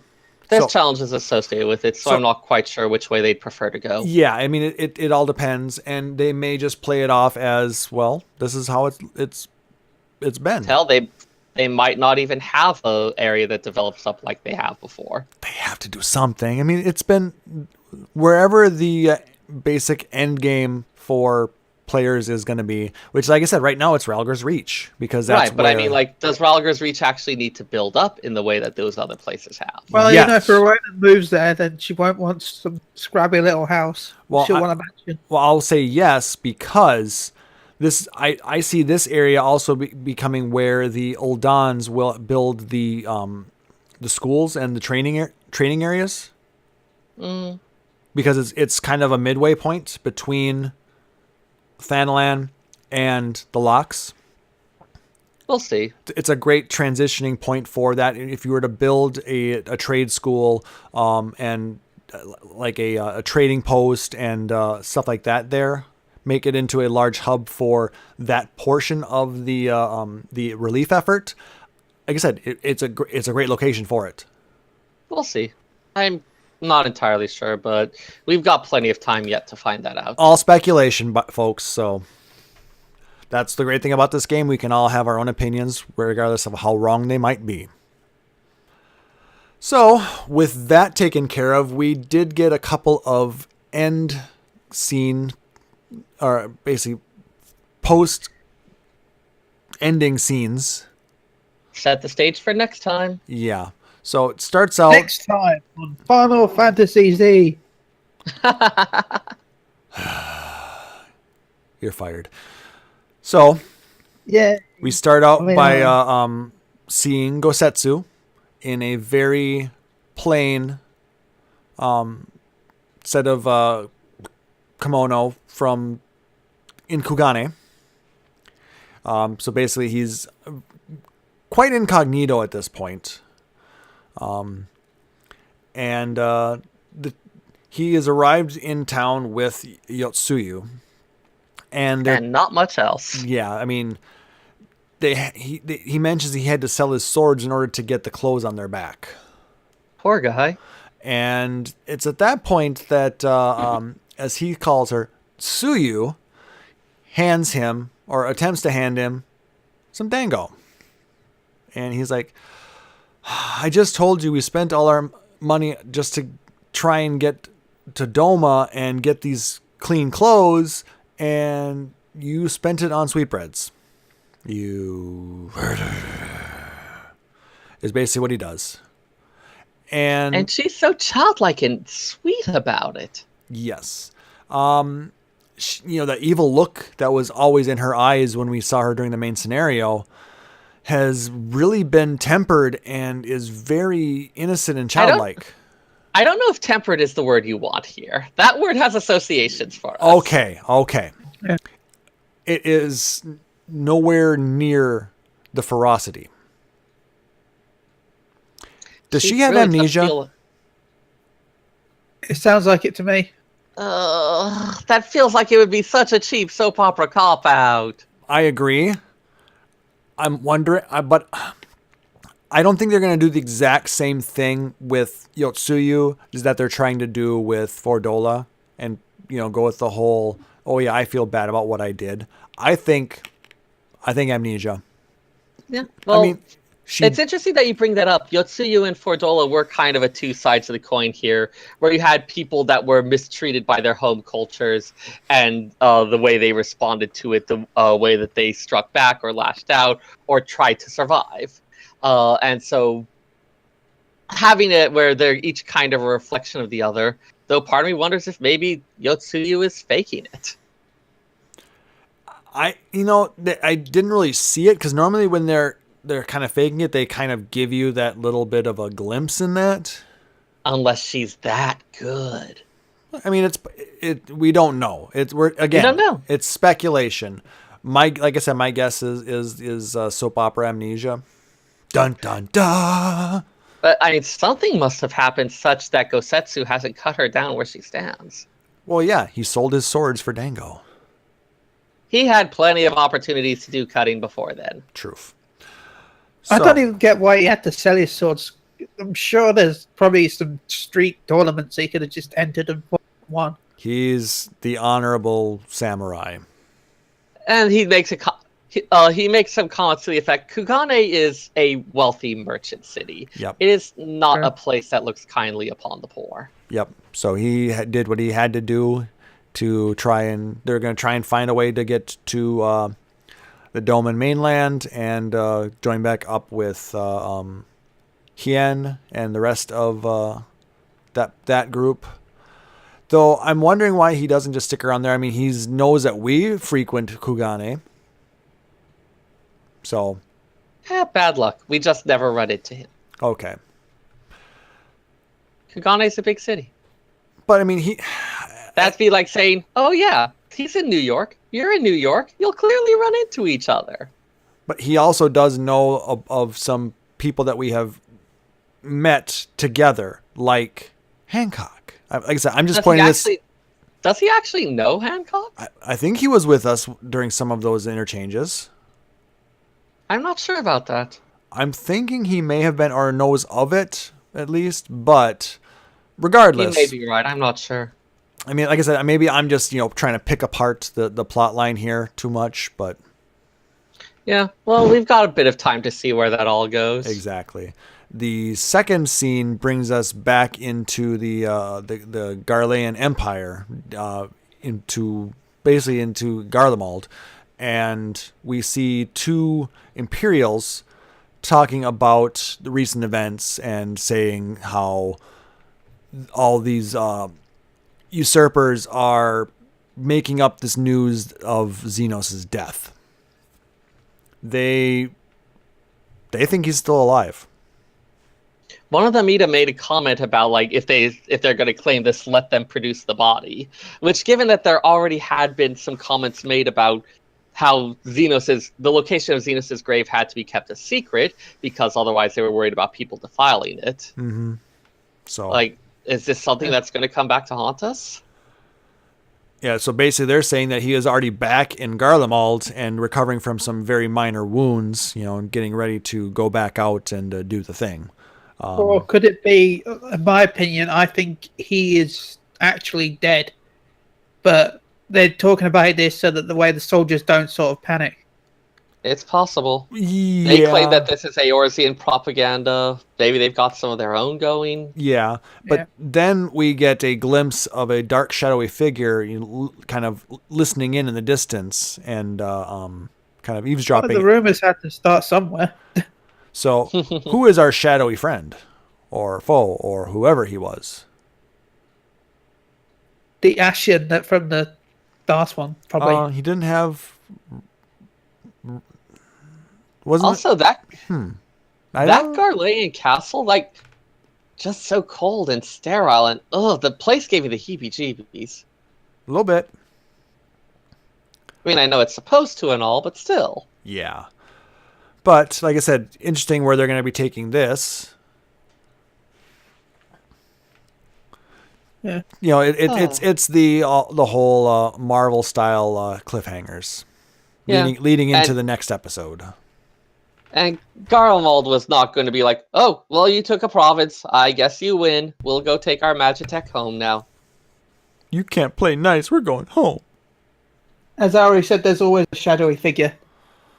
It's usually you though, it's Chili. me. Yeah. I knew where you were going. Curses are not shadowy enough then. No. Well, because you're usually wearing a glowing sword or fists. Yeah, But that's the glow creates more shadows. Yeah. If there's no light, how can there be shadows to make me shadowy? And how can we see in the shadows when our eyes aren't real? Is any of this Somebody real? tweet- Please tell me at least someone knows what I'm referencing here. No. I think I kind of do. But I'm half asleep. I usually don't Jaden listen. So Jaden Smith's Twitter is a thing of wonder and beauty. Okay, no, then I don't know. sorry, I don't follow him. Neither do I, but there were a couple that just managed to become famous on their own merits? Question mark. Anyway, we'd like to hear your guys' opinion on the storyline. What did you think of this little bit different take on the story? You know, they didn't go with the whole, you know, good versus evil at this point. They really took a side road and tried to develop some of these more political plots. Let us know. Tweet at us at PHXDN Radio. Send us an email, podcast at phoenixdownradio.com. Leave a comment on our website, phoenixdownradio.com. Let us know what you thought. We'd be interested to hear what the rest of you guys thought of this different take on the main storyline. Because I would say that most of us really did enjoy this different style that they went with. It more intrigue, more political, more not so forward, you know. So if you tell us why we're wrong, it'll be extra interesting. Exactly. I mean, if you don't agree with us, I mean, we want to hear that too. So not everybody. Fight me in real life, bro. I'll Wait, tell you where he what? is. 1v1. I'll tell you Wait, where he what? is. I may have made challenges in haste. 1v1, bruh. I'll tell you where Chili is too. Yeah. He's on the couch The next to me. shadows. He's on the couch next to me. See, Seyrr's on the other couch. Anyway, so I am. you're cutting out, is what you're doing. Yeah. There we are then. Much better. So that's not the only story that we got. I mean, that's the only main story we got. However, with patch 4.1, we also got a brand new 24-man raid. And with that, there was a lot thank of God, lore I thought you around. could say Hildebrand for a second. I haven't done that yet. I haven't either. It's one quest. And like I said, I'm going to hold off until we've got at least 2. Yeah. So 4.4. Anyway. If we're lucky. Anyway, the 24-man raid takes place in Rabanastre, which is a part of the ancient land of Ivalice, we discover. Or Or may is- have been. Yes. Whether Is- Ivalice even existed is under debate. Well, when we start. Spoilers! We have not revealed our findings to the world at large yet. Research is ongoing. Lenalietta, I have seen Neo Yokio. And yes, it is. He does not. Nobody here deserves a giant Toblerone. No, nobody. We're not proper East Side gentlemen. Anyway. And I can't even eat them. That's definitely a thing. I was like, anyway, we can talk about that at another time. We live in a strange and magical future.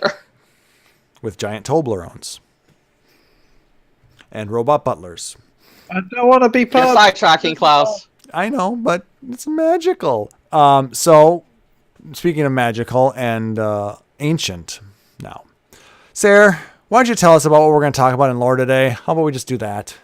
Sure. So, I obviously have been wanting to talk about Final Fantasy Tactics, about the tie-ins with all of the fun Ivalice raid stuff. Like, since forever.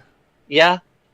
Like, I have been discussing this with, I am actually, like, not even the most tactics obsessed among my friends. I know at least one person who plays it at least once a year. So, had a lot of people to talk with, bounce back ideas back and forth. There's a lot I could cover, but for this week, I'm going to focus a little bit on Zodiac Stones and the Lucavi. Now, all of this is drawn from Final Fantasy Tactics, where one of the central elements were the Zodiac Stones. These 12 stones, each one associated with one of the signs of the Zodiac, the various constellations up in the sky. If you've ever looked up your horoscope, that's your Zodiac sign, of course.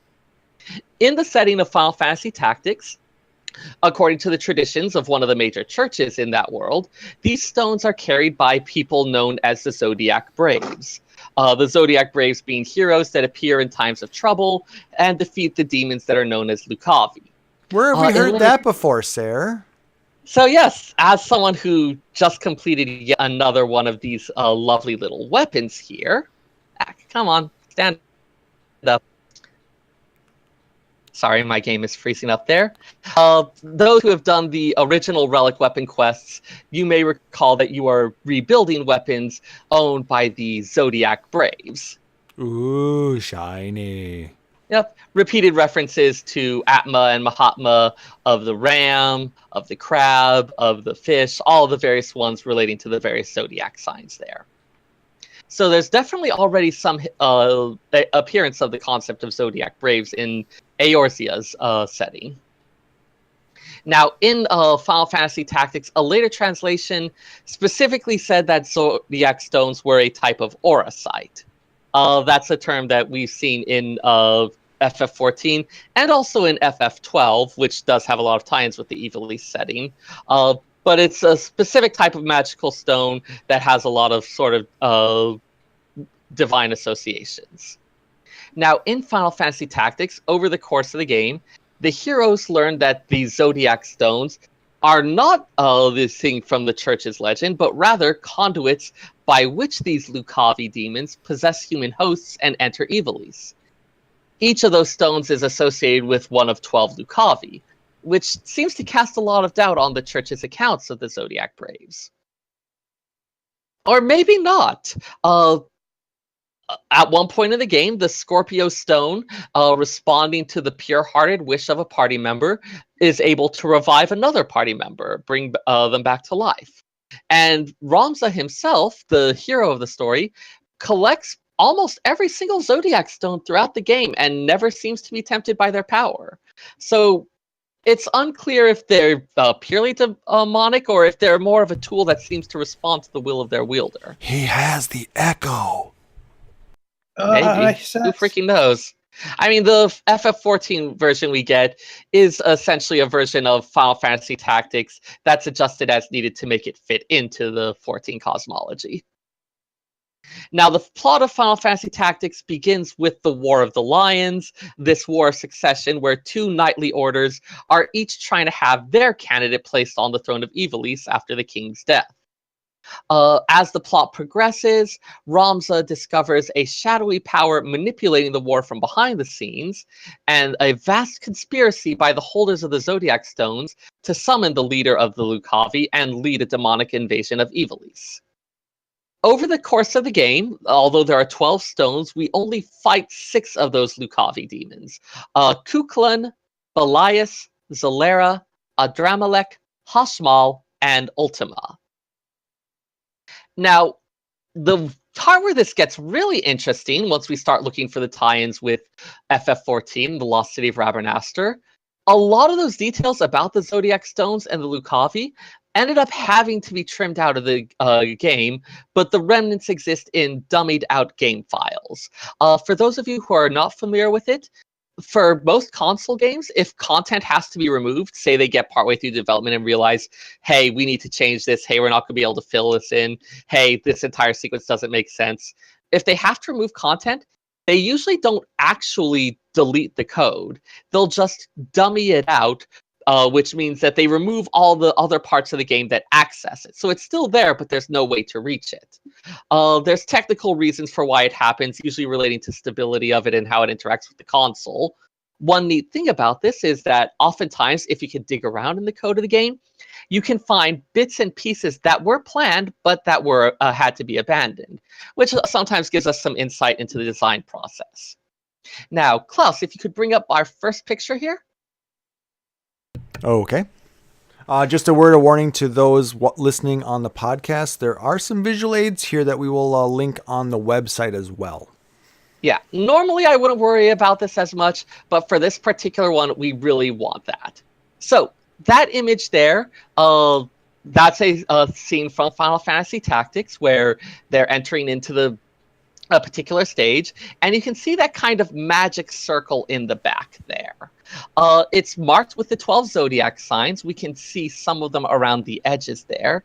And there's also clearly a bit of text there, but it's almost impossible to read. Klaus, next slide. Yes. Almost impossible is not actually impossible. So this is a cleaned up version that people were able to go through and actually identify all of the Ivalician characters and translate them into English text. Each of those zodiac symbols you can see is lined up with a name.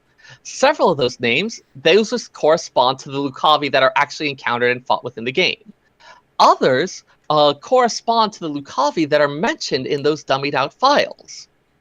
Now, Final Fantasy XII players, you might remember that some of those espers that you could collect and summon, the summon monsters, also lined up with the Lucavi of Final Fantasy Tactics, and the other slots were filled in with enemies that were callbacks to the bosses of previous Final Fantasy games. So there was like Exodus for X-Death, or Chaos as the boss of Final Fantasy I, those various fill-in espers.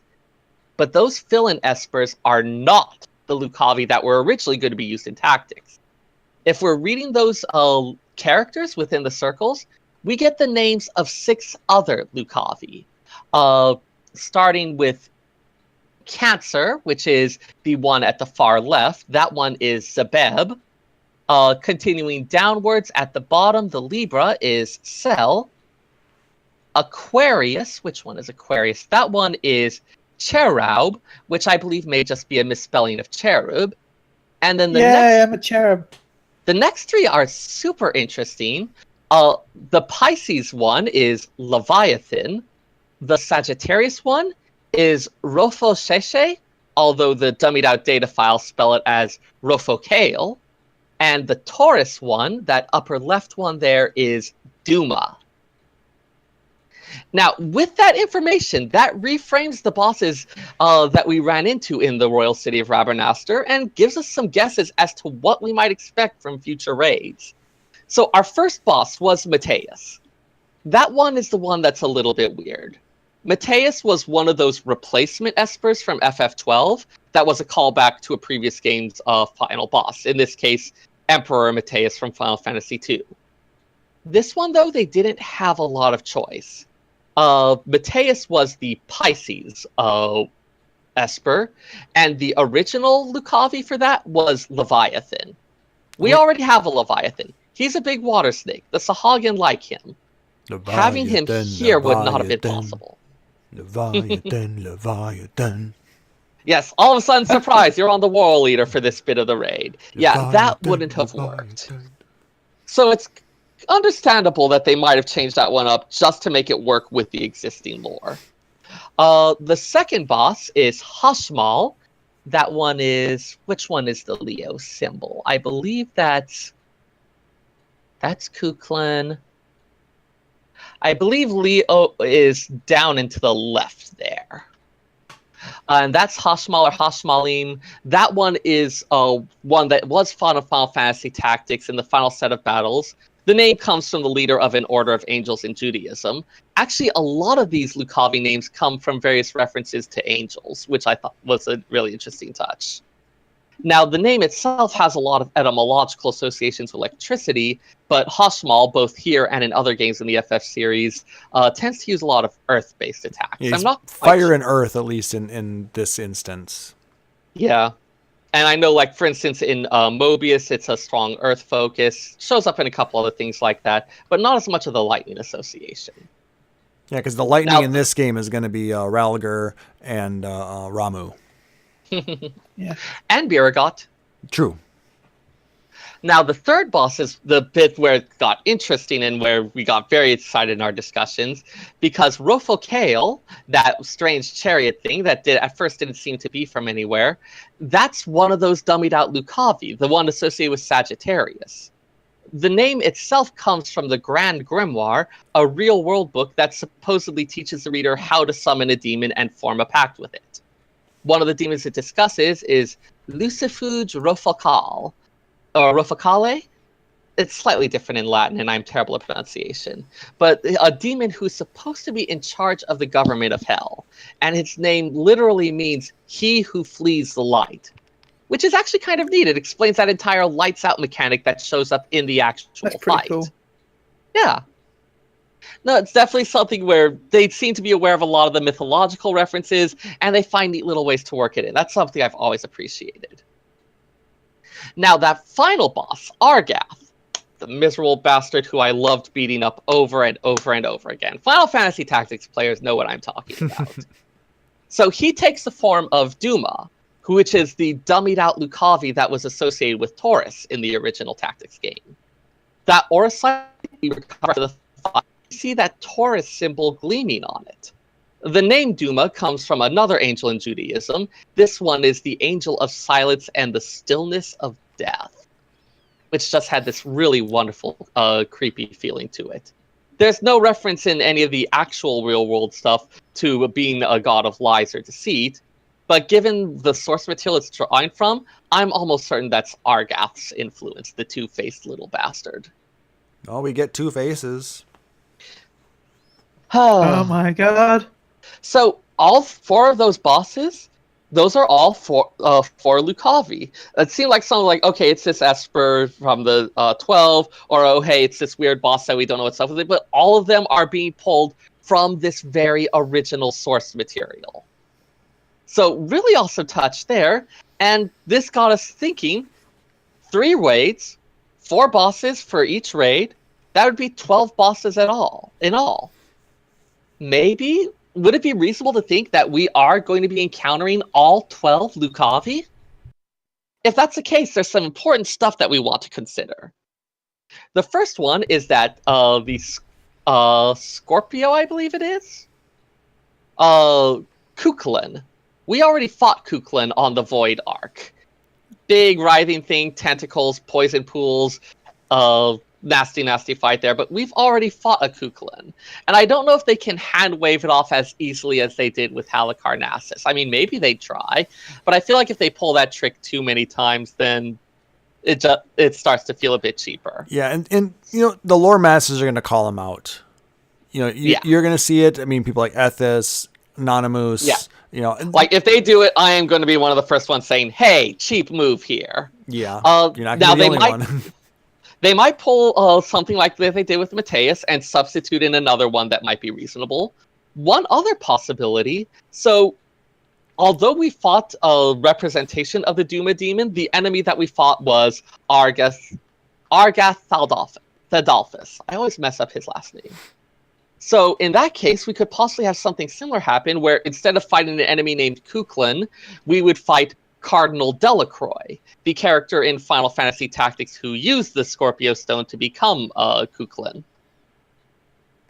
Now, if they do that, they still have to figure out what they would make the summoned thing look like or how they would mess with that, so it's not a direct ripoff of the Void Arc one, but plenty of time to see how that might work out. Mm-hmm. Other considerations. Belias has already made appearances in the game in the Summoner Job quest line. Now, technically, we fought Belias Agi, the summon monster version of it. Belias himself is said to be an Elder Primal from an unknown era, but we don't really know much about him beyond that. So this might be something where we're going to find out a lot of the stuff behind that legend. This might be that unknown era? Possibly. It's unclear just how far back Ivalice goes, what's going on with it. Now, also, the highest of the Lucavi is Ultima. That one could be a little weird, given that we fought the Ultima weapon, which casts the spell Ultima. So it's feeling a little repetitive. Oh, look, here's the Angel, or the Lucavi Ultima. They could always just use the bad translation from the original PS1 game and call her Ultima. So we're going to fight a Nissan? Exactly. You thought Rafakale was driving around the arena like mad? Just look at the horsepower on the Ultima. It seats Now- 4 comfortably. Hey, that's maybe where we get the car from. Yeah, the car mount. I also want to point out a couple other things noticed in the process. So in the 14 version, in the storyline of the Ivalice raid, we do see Alma, Ramza's sister, holding an aura sight with the symbol for Virgo on it.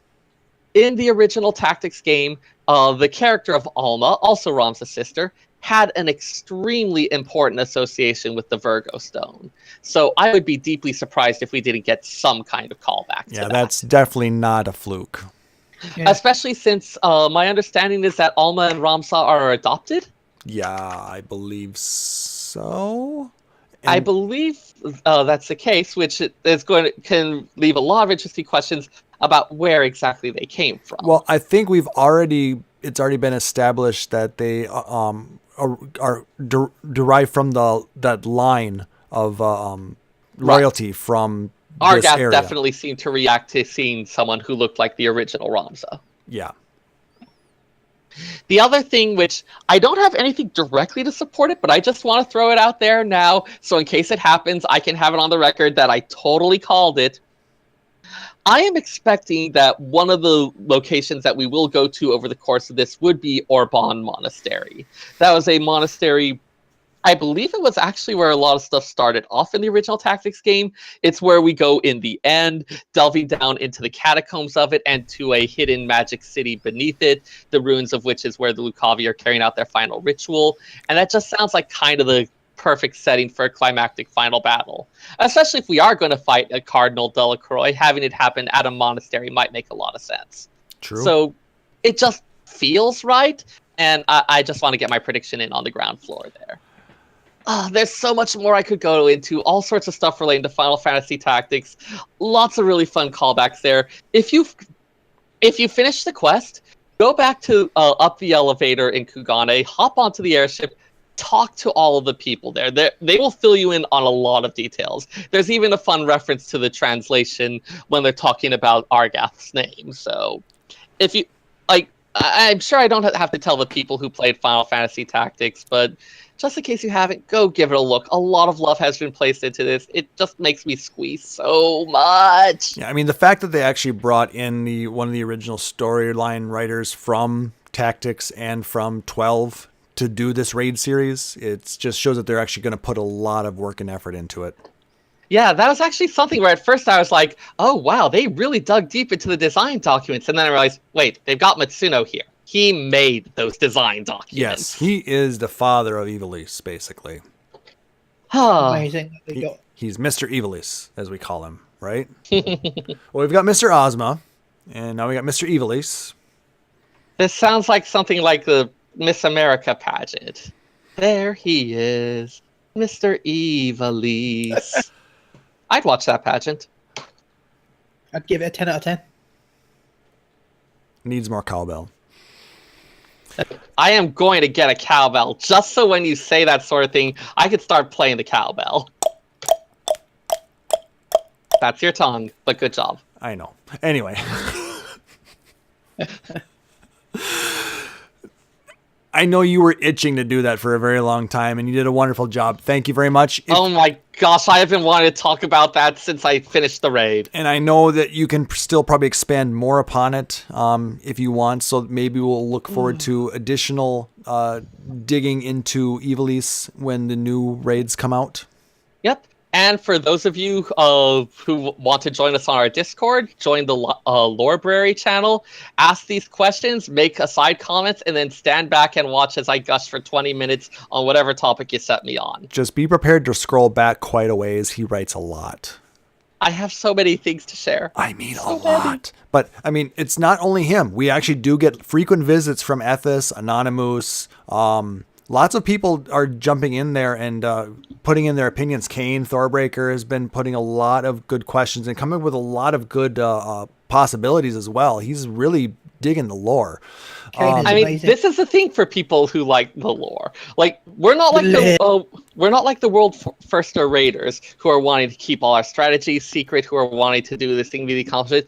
We want to share. We want to collaborate. We want other people to know about this really cool thing we just found out. It's going to blow your mind. Yeah, so you can give us even the slightest opportunity, you will know everything. You can click on the Discord link below the stream if you're watching here live on Twitch, or if you go to our website, phoenixarmradio.com, up in the upper menu bar, you can click on the Phoenix Arm Radio Discord button there. It'll give you an invitation to join the lobby. So from ask there, your questions. It distracts me from my life.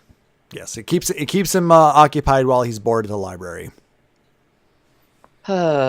Speaking of questions coming to us, we actually did get a very hefty email from one Mithrin scholar from Gilgamesh. Mithrin who thinks we sigh too much. I wonder where he'd get that idea. Can't imagine. We love Mithrin. All right, everyone. He's On amazing. 3. 1, 2. Anyway. Slightly harmonized. All right. So last episode, we did ask people to let us know their thoughts on Housing Extreme. So he sent us an email. You guys requested we email our thoughts on housing, so I wanted to drop in and give my opinion. I have to agree that the very first thing that needs to happen is to limit the number of houses one per person can own on their account, at least per server. Personally, I think it should be one house only on only one server. No single person can own 2 houses even across different servers, but I'll settle for that if needed.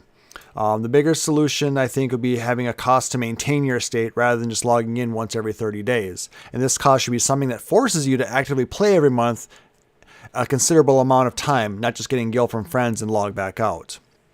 So I was thinking something like having to pay 360,000 Grand Company seals every month to keep your house, with higher costs depending on the size of your estate.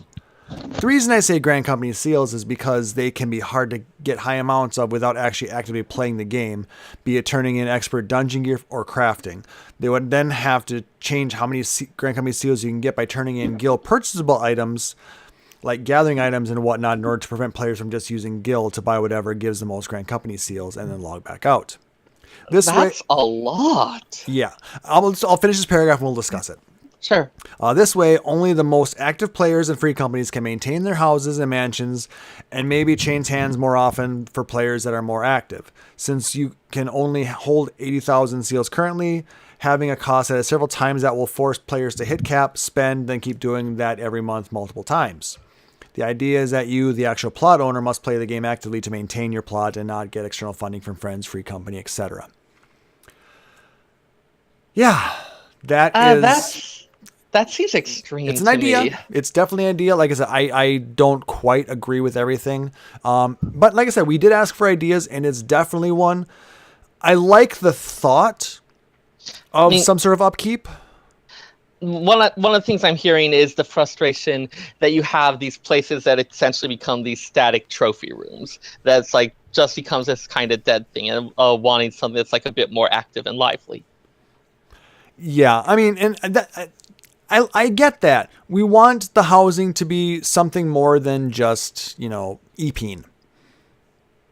And you earn up a bunch of money, you get super lucky, you buy the house, and you log in every 45 days. And that's it. I mean, I get that. We want it to be more than that. We want it to be a social hub. We want it to be what the devs initially thought of when they created the housing ward system. a place where players get together and talk with their neighbors and have events and do things and make it a social thing, actually interact. I'm just not sure that increasing the turnover is necessarily going to actually accomplish that, or just like remove it, cycle who it goes through. And I think his thought is it's coming from a good place, but I think it's just slightly too aggressive.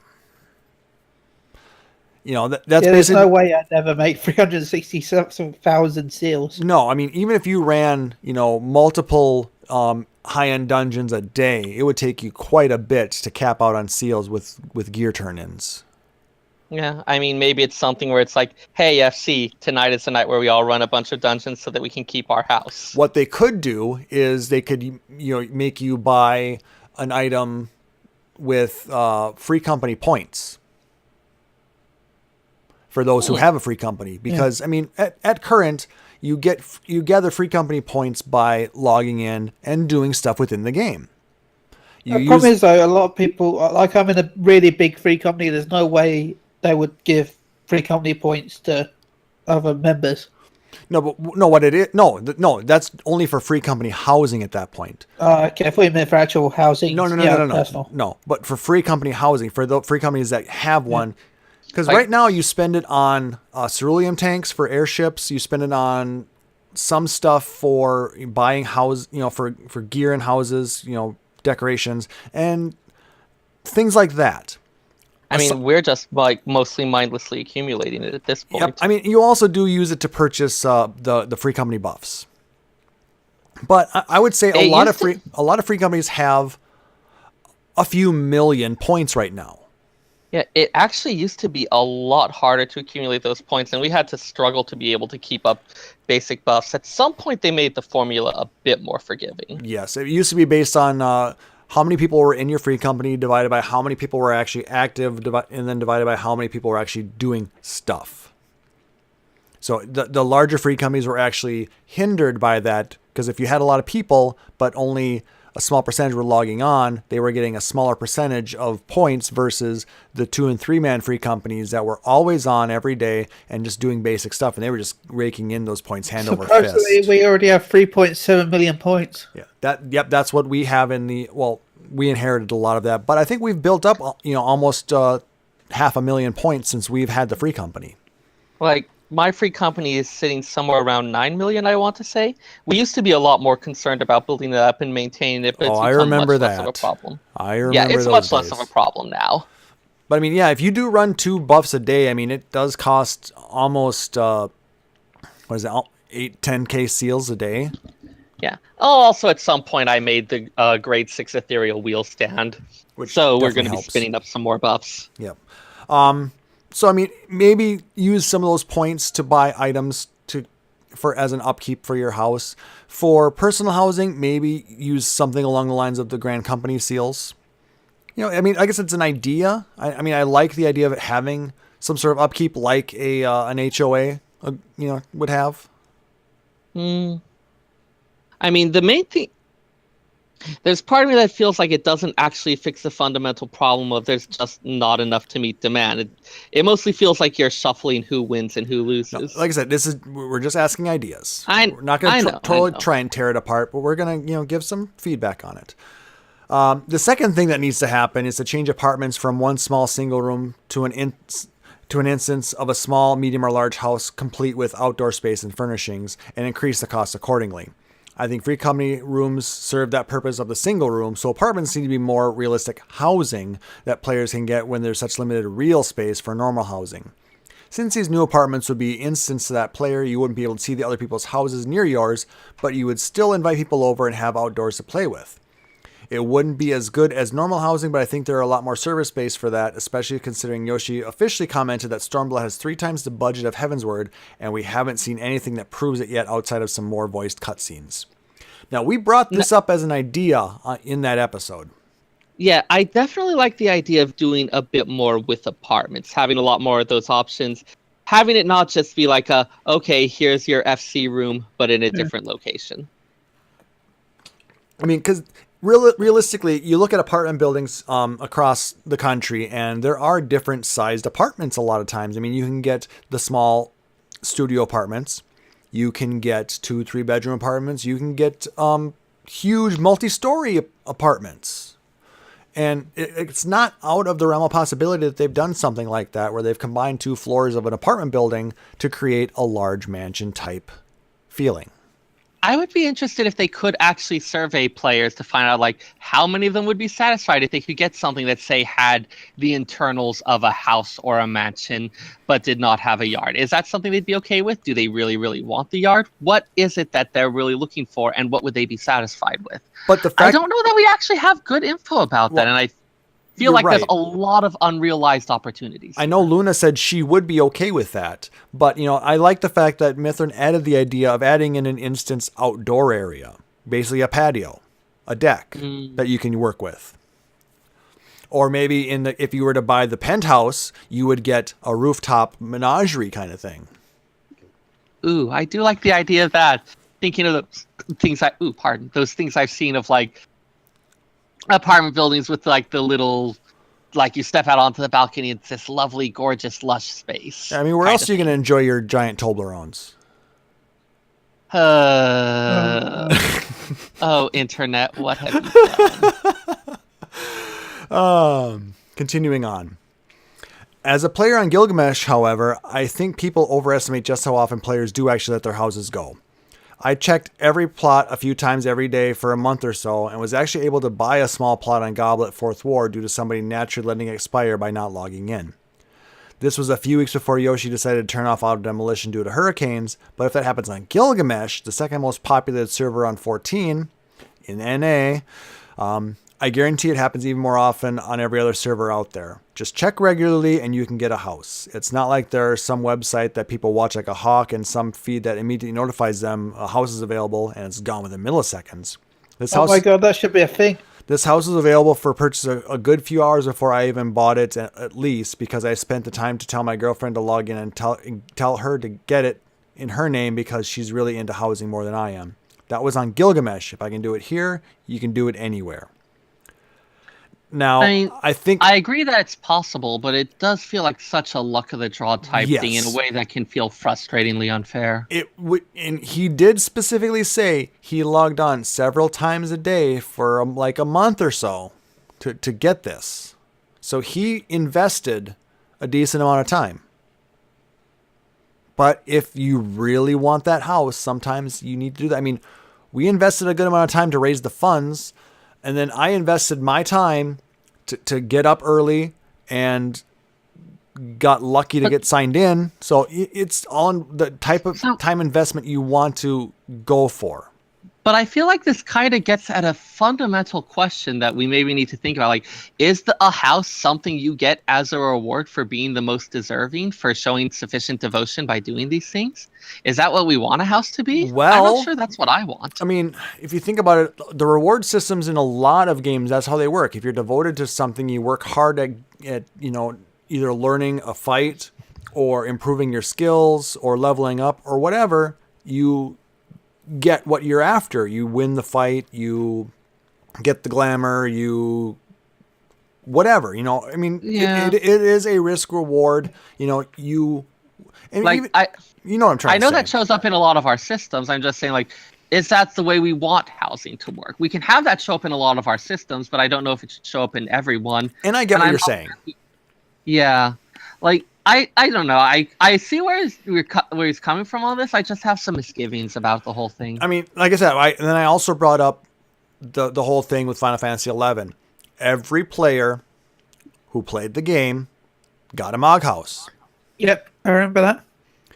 Those things were definitely a lot more limited in what you can do with them, though. Yes, like the housing here is a lot more powerful, and I can see. But supposedly they're a lot bigger now than you've got, like gardens. You've got several floors. And I mean, the placement in a Mog House was very strictly on a grid system. Mm-hmm. And it was very limited in size, and there wasn't nearly the amount of furnishings. I mean, this is a more thought out system, but like I said, if a game. But they've had time, so. Yeah. Like I said, you can go either way. Do you think that there is a a time element or risk reward type of thing involved, or is it in it players should be entitled to have a house if is provided they put in enough base work to get it. Right. That brings up a whole nother thing about entitlements and things like that, and I don't want to go down that course. So let's not get into that too much. Exactly. But I guess I would say the big thing is, like, I do wonder for the developers, for the people who are designing these systems, like, we have our thoughts about, like, hey, here are these factors that you're balancing. What is their vision for this? Mm-hmm. It would be nice to know what they thought of when they brought the housing system on, and how that's changed based on what the player base has shown. Mm-hmm. So I mean, what type of influence has how we've reacted to housing changed how they've rolled it out? Yeah, I really wish I had a clearer picture of that. Yoshi, call me. Tell us. We'll talk about this. Come on. We'll get sushi. It'll be great. Yeah. That wasn't racist at all. What? Fine. We'll get burgers. Maybe he likes burgers. We'll get giant Toblerones. Oh my god, no. Well, he's allergic to nuts like I am. We'll get barbecue. Everyone loves barbecue. Okay. Yeah, barbecue's amazing. We'll get mac and cheese. Oh, yes. Okay, we're going to the mac and cheese restaurant around here. Finally, I would like to say again how much I love Seyrr's lore segments. I think it would be really awesome if Klaus would make separate videos of Seyrr's segments and put them on YouTube and then archive them and have a section playlist for them on the website so we can link those parts to our friends who would love to hear about them but aren't into podcasts. But also for those of us who just want to go back and listen to them individually and easily have access to them. I mean, keep them in the podcast as usual, but also make these videos of only those parts on YouTube in a playlist for us. Thanks for all the great work, and keep up the podcast. With love from Gilgamesh, Mithrin Scarlet. Hey, Klaus, quick check. Would that require any extra effort on my part? No, it will be all on my part. Then you should totally go ahead and do it. But I've actually been doing some thinking on that. And I'm thinking that we could make something like that into a Patreon reward tier. Ooh. Because it's not that it's something we could do, but it would take a lot of work to do. Yeah, it would actually be a bit to dig through a lot of those We've files. got 55 episodes to go through. 55 video files to go through, 55 audio files to go through to create, these lore segments. And that's something I've wanted to kind of do, especially when we finish up with the 12. I want to create a segment, make a giant 12 lorecast kind of thing. But if we do, I want Seyrr in like some sort of Playboy suit in front of a fireplace. Looking I like he's have reading the book. multiple objections to this. Overruled. What? With like glasses, reading the book. It'd be amazing. So I'm going to throw this out to everybody in the community. If you like this idea, let us know. And, I'm not going to try and... Okay, this is going to basically turn into a plug for help on Patreon. But if you really think that's something that you would like to see from us, let us know with support. And the best way to do that is either through subbing on Twitch or through donations on Patreon. So let us know what you think of that idea. It's something we'll definitely think about. And yeah. So you can check us out on Patreon, patreon.com/PhoenixDownRadio. Or like I said, if you support us here on twitch.tv/PhoenixDownRadio, that would be, like I said, a great way to show your support, as well as, help to kind of cover some of the extra time that it would take for us to put the work into it, to give you guys what you want. So Podcasts don't grow on what you trees. really want. Yeah, so tell us what you want, what you really, really want. So, Chili, first library school class I took, there's an entire section on librarian stereotypes. This is prime stereotype number 1. What, so I just pull out the hair clip, shake the hair out of my bun, pull off the glasses, and all of a sudden I'm sexy and smoldering, and I've read all the romance novels in the library, and I'm eager to put them into practice. For some reason, I pictured a guy, though, so... Sexy magical catgirl transformation? Done. I have so many problems with this. I was thinking of an Elzen with, a little pipe. I mean, that's at least slightly more dignified. That By playboy, I Fantasia's meant back like, in. the sort of, like the sort of tweedy sort of suit. I know what you're trying. I know exactly what you're picturing. Oh, He's picturing so like like I'm Giles from Buffy the Vampire Slayer. or wasn't it like something on like PBS where they had like was it in front of Masterpiece Theater or something where they had that? That's what I aesthetic we're mean, going something for. like that. Okay. Yes, but I like, we have you sitting there in your smoking jacket, but then you have the magical girl transformation and you get into okay. This turned multiple levels of weird very quickly. Yes, that's the point. That's the joke. You're the point. All right, I am the point. We want to throw out some awesome mentions that we also had out on like social media. Throwing a quick shout out to our friend Chili here and his awesome article out on psu.com, which featured myself and Kane running through the Drowned City of Scala with him. And I want to say a nice shout out to my free company because they ran the 24-man rally with me, which was fun. So go check out psu.com and look for Chili's 4.1 article. So we've got that. Shout out to Extra Life, commenting on us, talking about supporting the Gillette Children's Hospital, and they go, looks awesome. So thank you for that. We appreciate the support. Other mentions, a lot of it has to do with people trying to egg me on to shave my beard. Do it. Just do it. Don't let your clippers be lazy or something. I'll think of a proper stretch goal level on that, and we'll talk about that later. 666. I did think of a really cool idea though, of if we hit $500, I will immediately stop playing whatever game I'm in and jump into Final Fantasy X2. Oh my god! How much money is it, and will you sing along? 500 and maybe. I need a loan. Where's my checkbook? What can I do for you? What can I do for you? What can I do for you? All right. We'll see how everything goes on that. But like I said, look forward to keep checking out social media over the next few days for some amazing announcements from the Final Fantasy 14 content creators Extra Life group.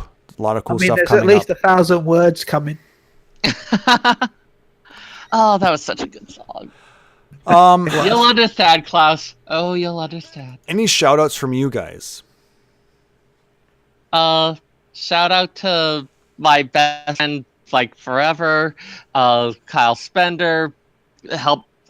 I don't know anyone who's as obsessed with tactics as much as he is. He helped me a lot with a lot of the speculation for this week's lore segment, bouncing ideas off of each other, pointing out all those various little fun things in the dummied out files in the game. Just huge help in putting that all together. I think he is I do not know anyone who is anticipating what they do next as much as he is. Chili? I want to shout out to you guys. Thank you for having me on as always. Shout out to everyone that's listening. A shout out to Evolved Mail, aka Girlfriend's favorite streamer at twitch.tv/Evolved Mail. A shout out to Maelstrom Radio, aka Flatus and Shinta. Yep. Wow, a short one this week, huh?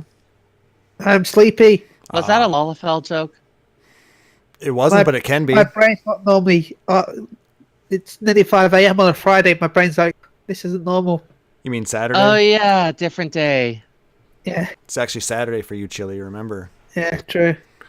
Also, I want to throw a big shout out to Luna, who, like I said, couldn't join us today, but will be helping with Extra Life next week, and will hopefully be back on the next episode. So look forward to her returning. She's still there. Like I said, she's just doing the family thing today, and I really do understand and appreciate that. Families, all they do is give you love and devotion. I know, and egg you on in Twitch chat. Oh my god, is he at it again? He says it would be cool to have a glass of sherry on the table too, with your smoking jacket. Yeah, that'd be amazing. I can't take him anywhere. So it means you're taking him everywhere? Uh, Is that how that works? I don't think that's how language works. I like it. You would. I think it's an amazing idea, and we should go with So it. anyways, So that'll do it for this episode. Is that what you were looking for, Seyrr? sure. Yes, that's grand. All right. If you liked what you heard, please make sure to like, subscribe, or follow us out on iTunes, Stitcher, Google Play Music, or YouTube, or whatever spot you listen to us on.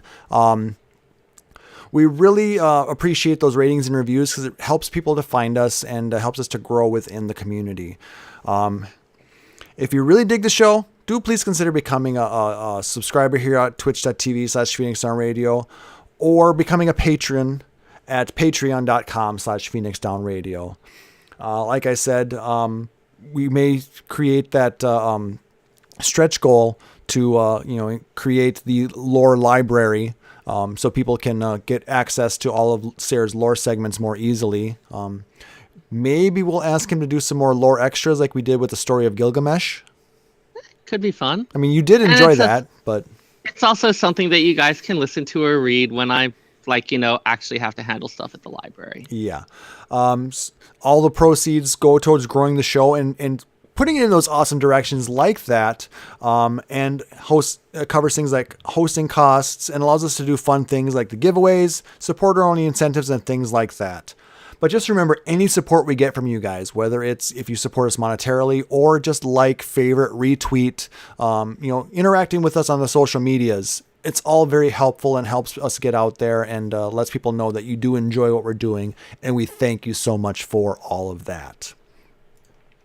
So, for my co-hosts, Luna, who couldn't join us, for Seyrr, and for Chili, I'm Klaus Nightbringer, wishing everybody a wonderful evening. Thank you for joining us on this Friday night episode. So weird. We'll be back at regular time, I believe, for the next episode in 2 weeks. But like I said, check us out on Extra Life next weekend, November 4th, and help us raise funds for the kids. Until next time, take care.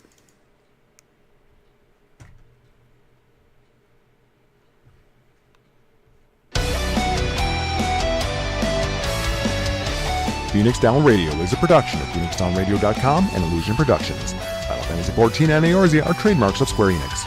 In-game content for Phoenix Down Radio is the copyright of Square Enix. Opening music for Phoenix Down Radio is provided by Guilty Gear Rock You. Check out the Metal Chocobo theme cover and many other music videos at youtube.com/Guilty Gear Rock You. Closing music for this episode is provided by Guitar Wanker 90. Please check out their full version of Matoya's Cave and other rock video game covers at youtube.com/Guitar Wanker 90. The views and opinions expressed in this episode are those of Phoenix Down Radio and its hosts and do not reflect the views of Square Enix.